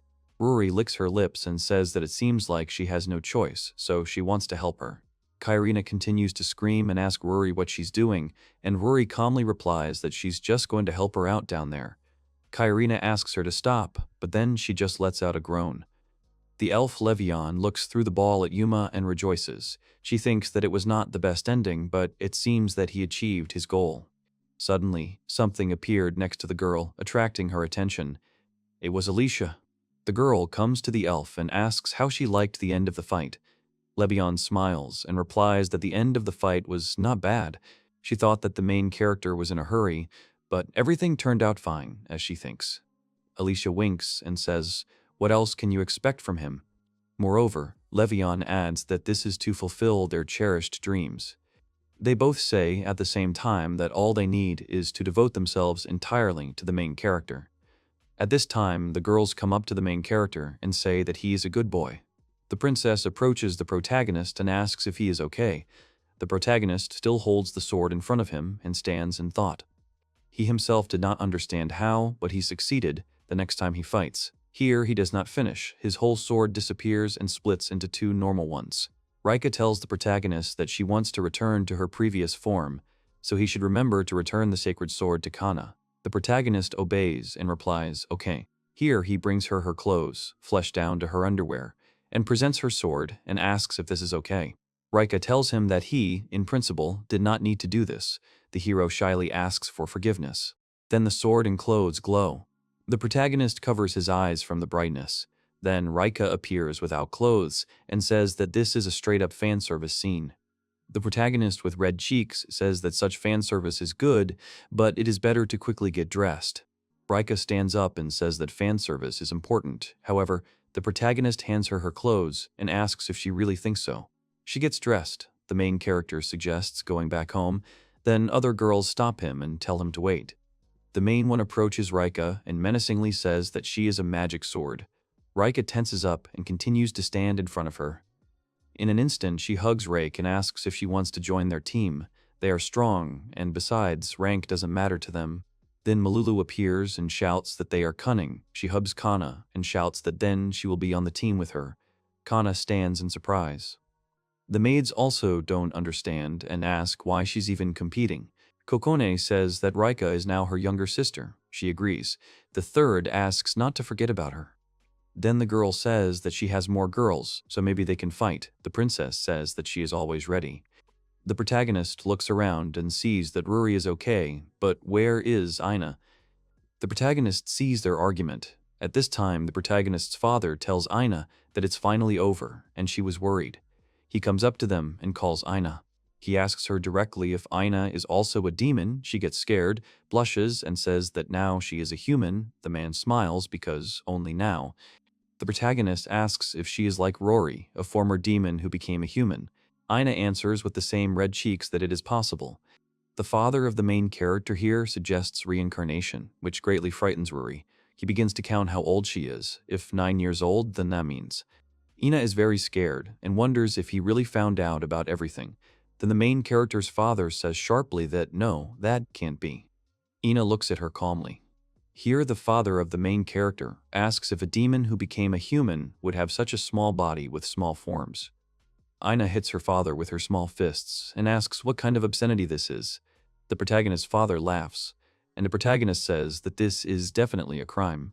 They all come out, several girls hanging on Rika in the back, Malulu and Yuma in the front. The protagonist addresses Malulu, who listens attentively. He asks her if she really didn't go after Kiarina. She awkwardly replies that she is with that demoness, and the protagonist thinks to himself, "Isn't she cute?" He asks her if she really thinks so. She laughs awkwardly and replies that she thinks so, and the princess does not understand why the sacred dragon is afraid of the demon. The next day, Yuma leaves the house. Before leaving, he tells his father that if Kiarina shows up again, he should let him know right away. Kana wishes him a good morning, and the protagonist's father sighs and wearily replies that he already understood everything. The protagonist says that he is going, the protagonist's father wishes him luck, and at this time the princess is sitting at the table again and enjoying the food, saying that the snacks are good. Here, the maid turns to Mrs. Alfie. The princess listens to her. She says that while they are cleaning the room, why doesn't she go for a walk, and Alfie asks if she is really disturbing them. Malulu turns to her and asks why she doesn't do some exercise. The princess gets up and says that if it's a walk, then she'll go for a walk. Malulu asks her if she will take Lilfi with her. She hesitantly replies that she does not mind. Alfie and Lilfi are walking down the street. Alfie happily says that they haven't walked like this for a long time. Everyone turns to look at them because of their clothes. Then Lilfi turns to her and says that, frankly, it's starting to bother her. She gets scared and asks if she's gained weight. Lilfi says no, that's not what she's talking about. She's afraid that if they continue to live in the same house, sooner or later, Mayfai's sister will come to them. Alfie immediately panics and screams for this to happen. She is not welcome here at all. Lilfi asks again if she really thinks so. Alfie replies that she is just too cute. The protagonist will fall in love with her at first sight. But she has an older sister, because Mayfi is the spitting image of an angel. Lilfi starts to say that her life is simple for her.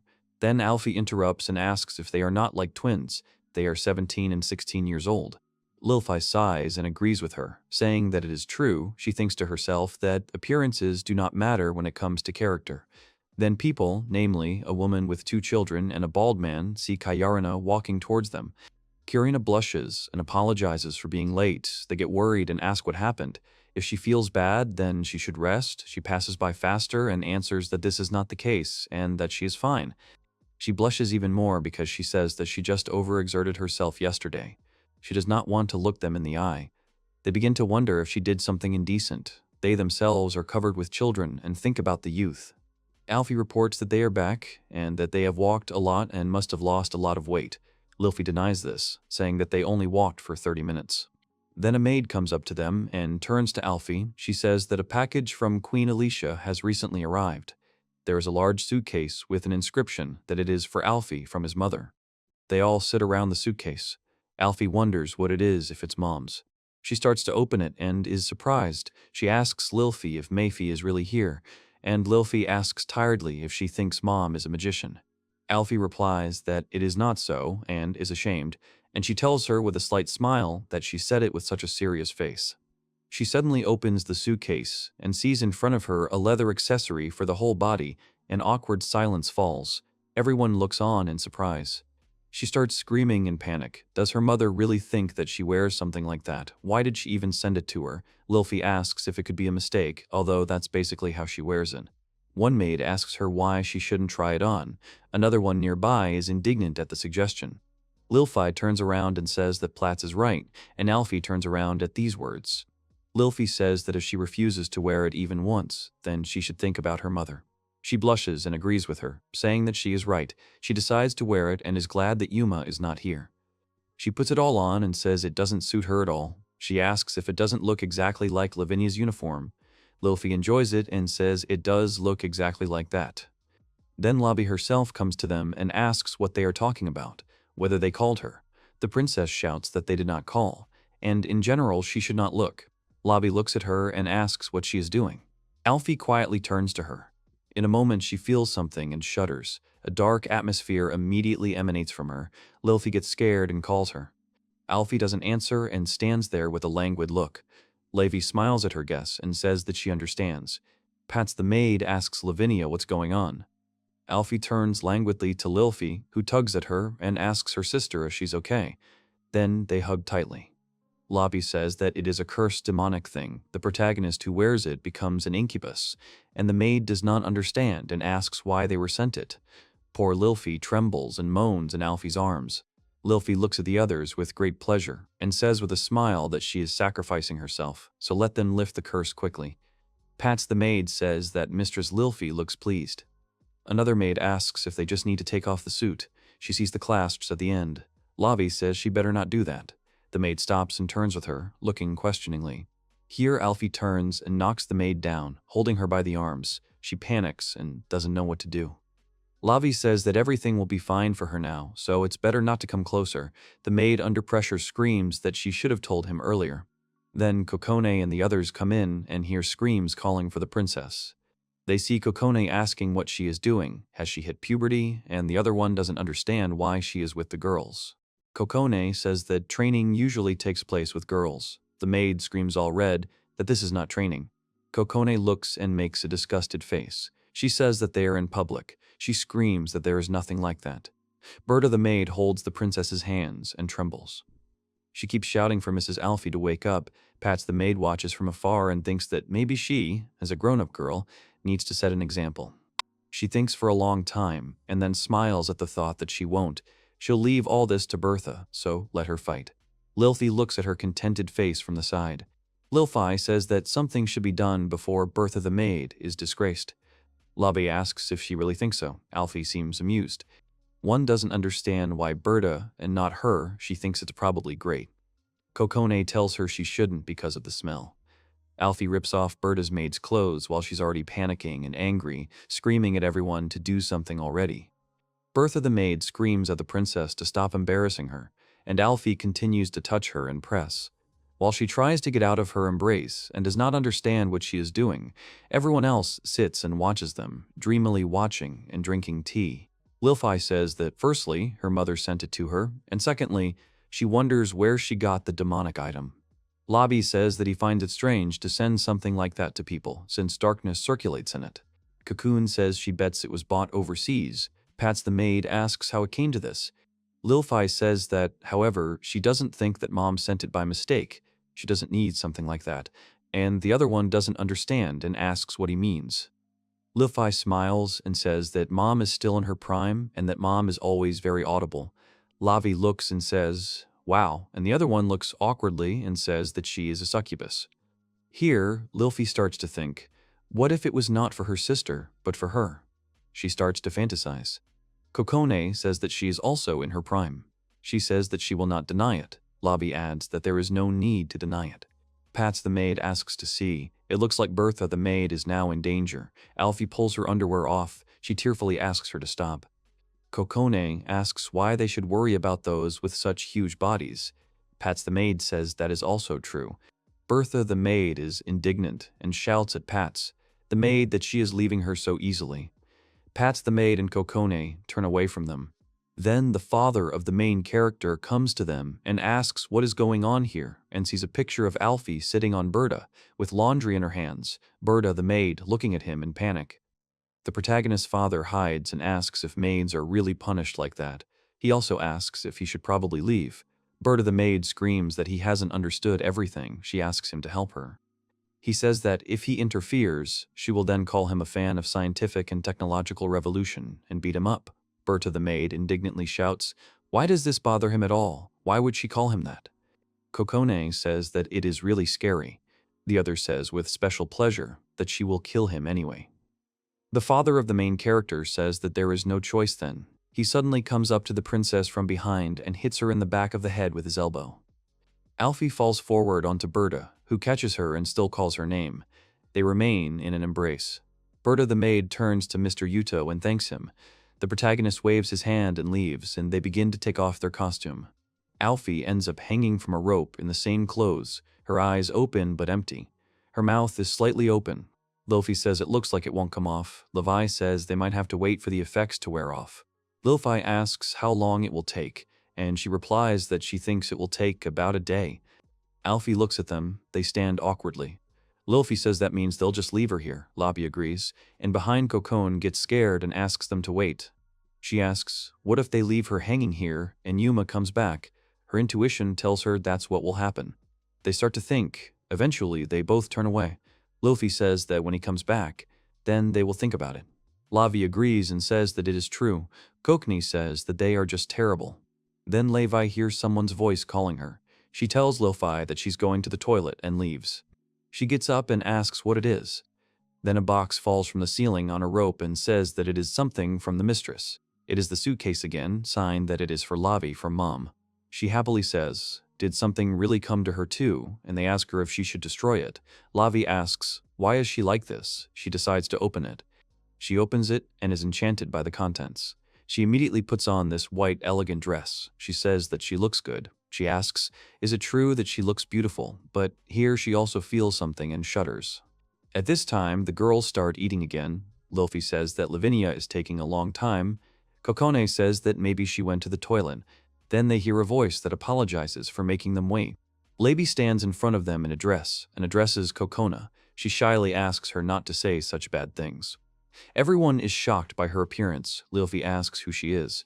Where did she get that dress from? They don't understand what it is. Berta the maid is indignant. Is this really that image again? Kokone is trembling behind. Everyone understands that there can be no mistake. Malulu shouts that this is the dress of the Holy Dragon clan, also known as the scoundrel who wears it, will become a neat maiden. Yuta asks what kind of horrible name it is. Pats the maid happily says that it seems that these clothes do not harm them. Levi looks around and goes to Alfie, who is still hanging. She looks up at her. Lavi touches Alfia's cheeks and calls her poor. She says that she will free her from these bonds, after which she kisses her on the cheek. Then suddenly the ropes break and Alfia lands successfully. She is activated again. Everyone looks on in horror and doesn't understand what this is. Only Lilfi watches all this in admiration and anticipation. Alfie turns to Bertha and then jumps up. The maids scream in horror that she is attacking again. Here Lavi stops her and tells her that this is not right. She hugs her and spins her around in a dance, saying that she has her. The maids blush and are even more confused about what is going on, and eventually Alfie and Lavi sit together and talk. Alfie turns to her and asks if such a sweet girl can be spoiled. She replies that it is not so, because it is not possible yet. Berta the maid looks on and says that they are two of a kind. Lilfi looks at how they are having a nice conversation and starts thinking about something. Then she suddenly calls Yuto. The protagonist turns around. Lilfi asks if they can film all of this. Yuto replies that it is not so, because they should not rely on such things. Lilfi is surprised by the refusal. Suddenly, Yuto says that it is better to imprint this scene in your heart. Lilfi says that it is true. He is absolutely right. Berta the maid indignantly shouts at them to stop playing with it. At this time, Yuma, Kana, and Rika find themselves in some fenced field. A girl stands in front of them. Rory wishes them well here. Kana asks her if she really wants to tell them something. The main character says that yesterday she followed Chiarina, so what happened? She smiles slyly and answers to their surprise that it was quite tasty. The protagonist is awkwardly asked if this is really what the conversation will be about. Rory replies that no, it seems like it's time to clarify something. The protagonist asks if she's talking about how when demons transform, their forms become smaller. He remembers how Aina screamed that she was still growing. Rory screams that he and his father are simply killing her with his behavior. Rika touches herself and says that she has a big one. Rory says, placing her hands to the sides, that she is speaking seriously. The protagonist looks at her questioningly. Rory says that he wants to say that it was because of him that the sacred and magical swords were connected. Did he really decide to kill two birds with one stone? The protagonist says that it seems that Rory is inadequate, and Rika says that Kana is a believer. Rika says that for the sake of faith she is ready to do anything. Kana, in a panic, says that it has nothing to do with it. The main character asks to wait and asks if he even has the right to choose. Rory looks at them tiredly. Worry pulls out her scythe and thanks everyone for letting her trick them. She smirks. She says that they are all here already. She asks if they are ready. She waves her scythe in front of her. The protagonist asks if it's really right here. Kana says sheepishly that they're not in that kind of relationship. Rika wonders if it's really the four of them. Ruri says that it seems like they misunderstood her. Later, after the conversation, the protagonist says that means she just wants to fight them. Ruri replies that that's exactly what she means. Kana says that this can't be done. She is their friend. Rika adds that she is their best friend, and Ruri replies that she doesn't like it. The main character awkwardly scratches the back of his head and says that it's nothing special, but only for 5 minutes, nothing more. Kana asks why not 3 minutes. Rika points and says she thinks 5 seconds is enough. Ruri asks if that's enough, what's going on. Then someone laughs loudly at them and asks if demons don't need friends. Rory immediately gets into a fighting stance. There's a girl standing on the bars who says that May only hunts demons. This is the girl that Alfie and Lilfie were talking about, May. Rory doesn't understand who she is. The protagonist wearily accepts that another girl has appeared. Kana thinks she's cute, and Rika asks if she's okay in the head, if she's really a magical girl. May shouts to let them meet the sorceress of love and justice, the sweet May from the world of magic and sword. Everyone looks on in shock. Rika is disappointed, and Kana smiles and is happy that she really is a sorceress. At this time, Alfie and Lavi are still hugging each other. Berta the maid tensely asks what they are doing. Lilfi replies that they are enjoying each other, so she suggests that they not interfere. Berta the maid says that nothing good will come of it. Here, Alfie turns sharply and stands up. She looks at him carefully, and then quietly says that she has arrived. Lavi calls Alfie by name. She stands silently and then enthusiastically shouts that May has arrived. Alfie turns to Lavi, who, with a calm smile, anticipating her words, says that she understands her. Alfie and Lavi go outside like this. Lilfi looks at them and only calls her sister. Lavi gets light wings. She hugs Alfie. Kokone comes out to them in horror and screams. Alfie and Lavi fly away into the sky, hugging each other. Berta the maid also comes out and screams to the princess. Kokone is also panicking nearby. Lilfi indignantly asks, "What kind of clothes are these?" Malulu thinks about how to tell her. She says that saints have angel wings, but she didn't know that you can actually fly on them. How cool is that? The others are also surprised by this news. Lilfi shouts that they need to catch up, no matter what. Malulu asks how they will catch up if they flew away. Kokone asks them if they forgot that dragons can fly. Malulu asks in shock what she is talking about. Lilfi admits that they really forgot, and Pats the maid says, "What kind of stupid girls are they?" At this time, the protagonist and the girls are still standing on the roof, and May is standing on the grate with her magic wand. Ruri says that whether she's a sorceress or a sweetheart, if she wants to fight, then let her fight. May says, addressing them, that they, demons, are so impatient. Ruri prepares her weapon and says that it is better to be impatient than boring like her. May asks if she wants to entertain her too. The protagonist looks at her questioningly and thinks that she is a princess of magicians. He wonders if this is Alfie's sister. May suggests that they start already. She jumps from the grate. Her wand instantly turns into a weapon with a sharp blade. She has a holy magic axe. May and Ruri clash in a fight. May attacks, and Ruri defends herself with her scythe and leans with all her strength. The protagonist is horrified. Kana watches the fight with great pleasure, and Rika says that this is not magic, but a physical blow. Ruri smiles and thinks that despite her appearance, she is quite strong. May tells her that if she does not fight seriously, one hit will be enough for her. Ruri says it's great. She's all trembling with pleasure and says she's looking forward to it. The protagonist thinks to himself that they need to be stopped. Then Kana turns to him and asks what they will do. Maybe he will use the sacred sword. Rika says that she herself has already started to offer. Does she really like it? And she, in a panic, says that she does nothing like that. Rika also turns to the main character and says that she is also ready to be a magic sword, while she lowers her gaze. Kana screams how horrible this is. Even Kana likes it. Rika says she doesn't deny it, and the protagonist says that it would be better if she denied it. Then he feels something and looks up. He wonders if someone is coming towards them. He sees Alfie flying towards them and shouting May's name. She lands suddenly with a big bang. Here, Ruri and May stop and are distracted from the fight because something landed on them. It is Alfie standing, or rather sitting on one knee in front of them. May says in surprise that this can't be. Is this really Alfie's sister? Alfie looks up and calls May's name again, causing drool to come out of her mouth. She straightens up. The smoke disappears. May screams that she realized that she is a monster masquerading as Alfie. Even Rory is shocked at the realization that it is a monster masquerading as Alfie. Here in the sky on a dragonfly Kokone, maids Berta maid and Pat's maid, and behind them, Lilfi. Kokone asks if this May is there. Lilfi yells at May to be careful because this isn't her older sister yet. Bertha, the maid, gets tired of her behavior. Then Alfie jumps and hugs May. May holds a weapon in her hands and tells herself to chop everything that stands in her way. Her axe turns into a holy magic sword. She swings it straight at Alfie, who was flying towards her. Here, all the clothes with a curse are torn. Alfie is freed and comes to his senses. She examines herself. She screams in horror. Why is she naked at all, and why only her? Kokone says that this is the role she was given, and the other says that if her role is to be naked, then she wants it too. May stands with her wand and says that she got away with it. She turns to Lilfi and says that if she hadn't heard her sister's voice, she would have cut her in half. The protagonist asks Lilfi what is going on, what happened at home. Lilfi is awkwardly silent and does not know what to say.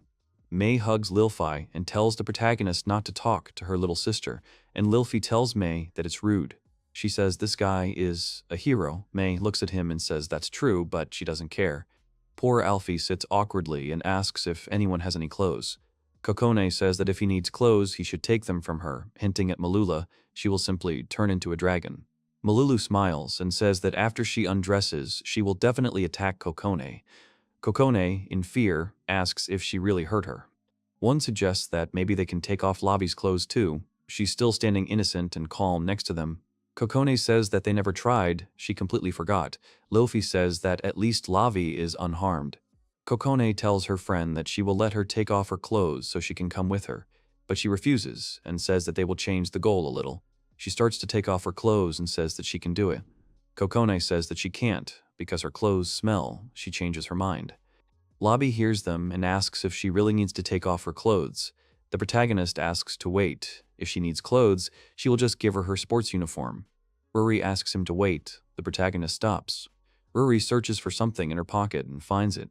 She throws it and tells him to use it. Alfie holds a small spotted ball in his hands and looks at it in surprise.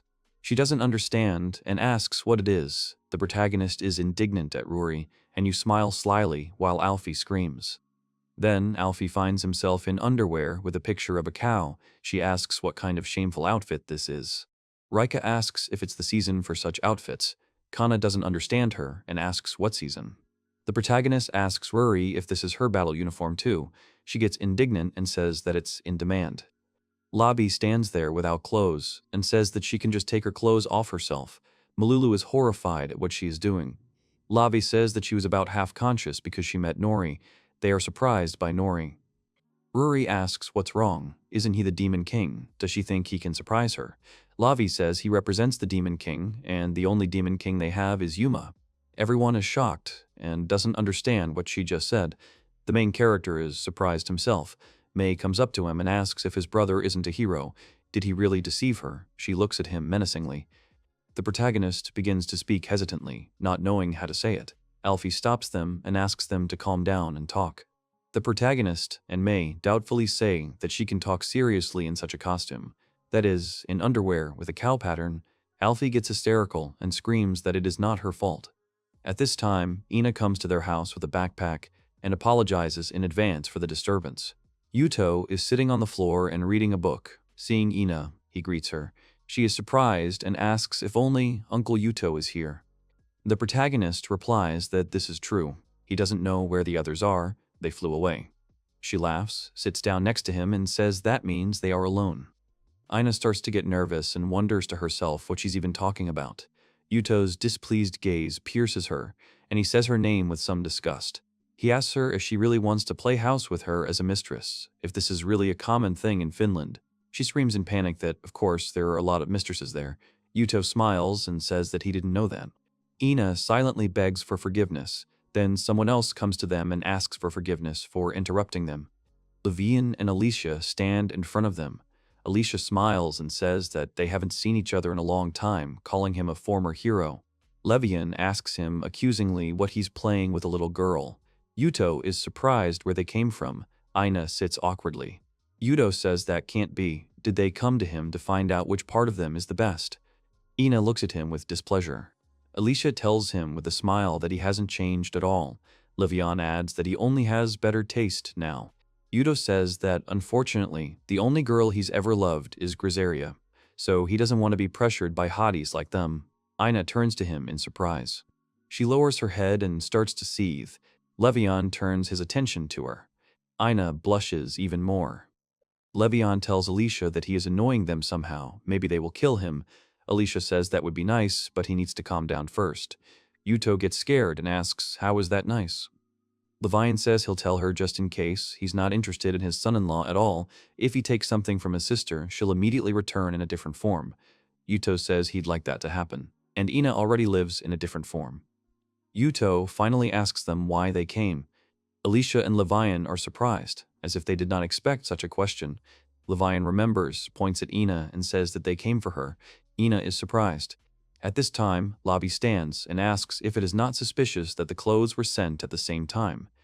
Alfie agrees. Mum has always been weird, so she never even thought about it. Pats the maid agrees and says that she always has, really. At this point, Alfie asks if this means their mothers are in cahoots. Lilify and Lavi turn to her. They are surprised by this guess. Alfie stands and does not understand, and Lilify is trembling all over because her sister said something wise. She starts screaming. Has she been brainwashed? May readies her gun again and says that she must not be real. Where did she put her? Alfie screams that they are her sisters. What are they doing? Malula is thoughtfully asked for what purpose they could do that. Bertha the maid asks, maybe so that the hero would see their other side. Pats the maid says that they are just like a couple.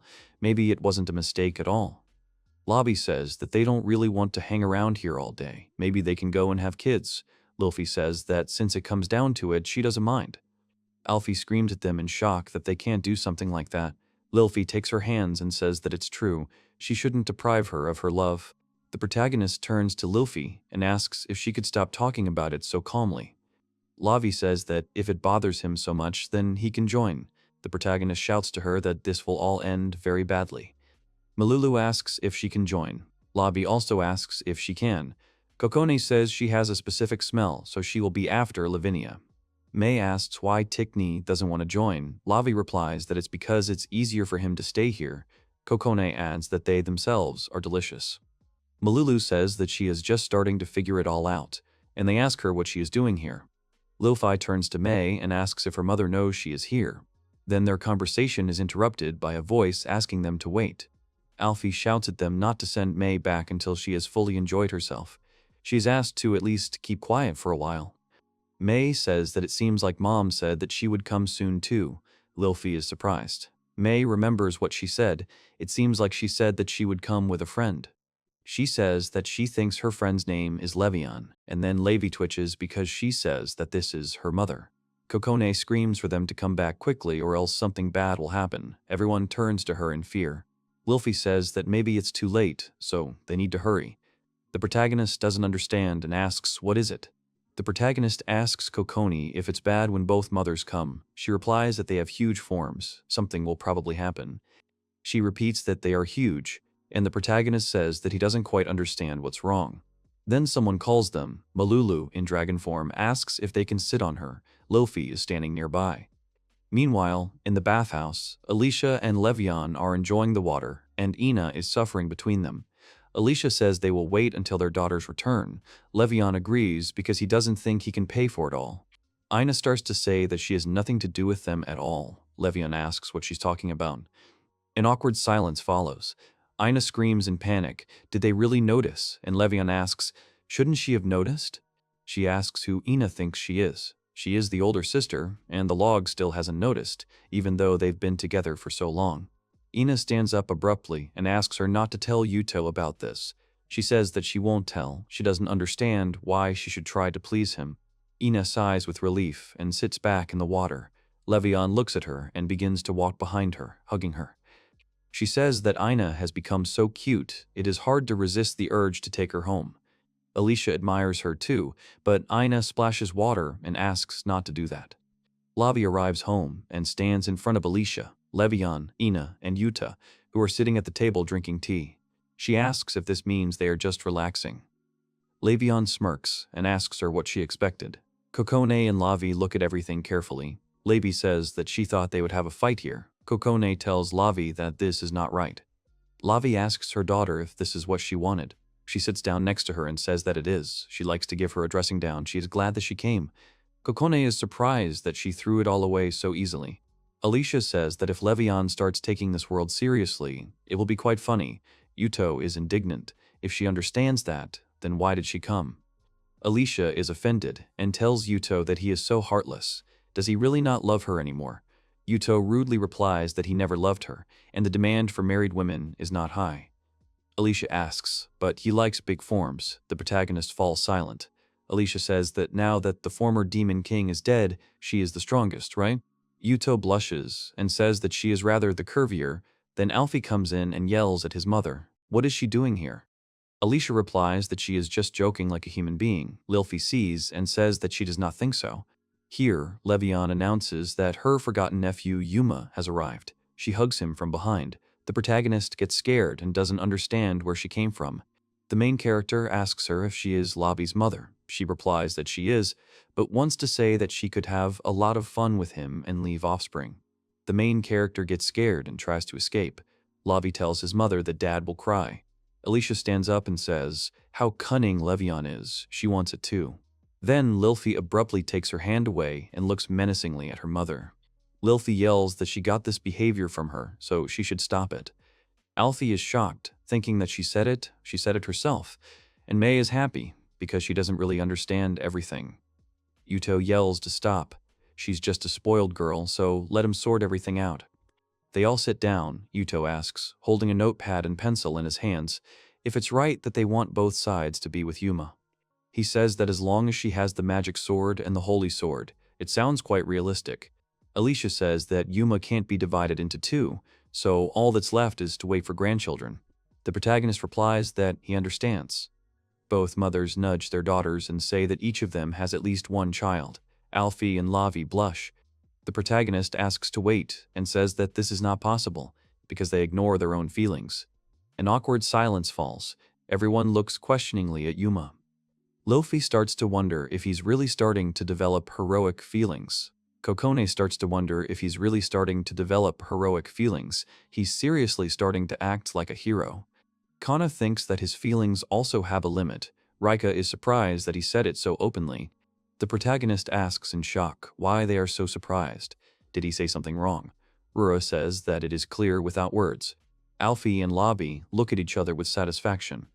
Alfie says that since it happened this way, Labi finishes by saying that he should use his power. Then they both rush to hug Yuma, Kana, and Rika also hug. Kokone joins them.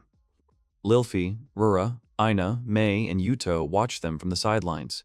Yuto and Ina dreamily call them youth.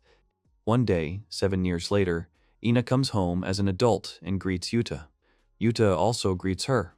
She asks him if the protagonist hasn't arrived yet. Yuto replies that he will be there any minute. Then a magic circle appears above them. Yuto says that it looks like he came to them. Something sparkles very brightly. Ina and Yuto look there. The main character appears and says that he is home. He is not standing alone, but with him are Lavi and Alfie, who are holding one child each, and the protagonist himself is holding 2 babies. They are all very small. The protagonist sees the other girls, who are with their children. He says that as he sees it, the others are here too, including his children. Kokon has a daughter, Kana has 2 boys, and Rika has a boy and a girl. Yuto tells his son that his reproductive power is astounding. He even envies his son a little.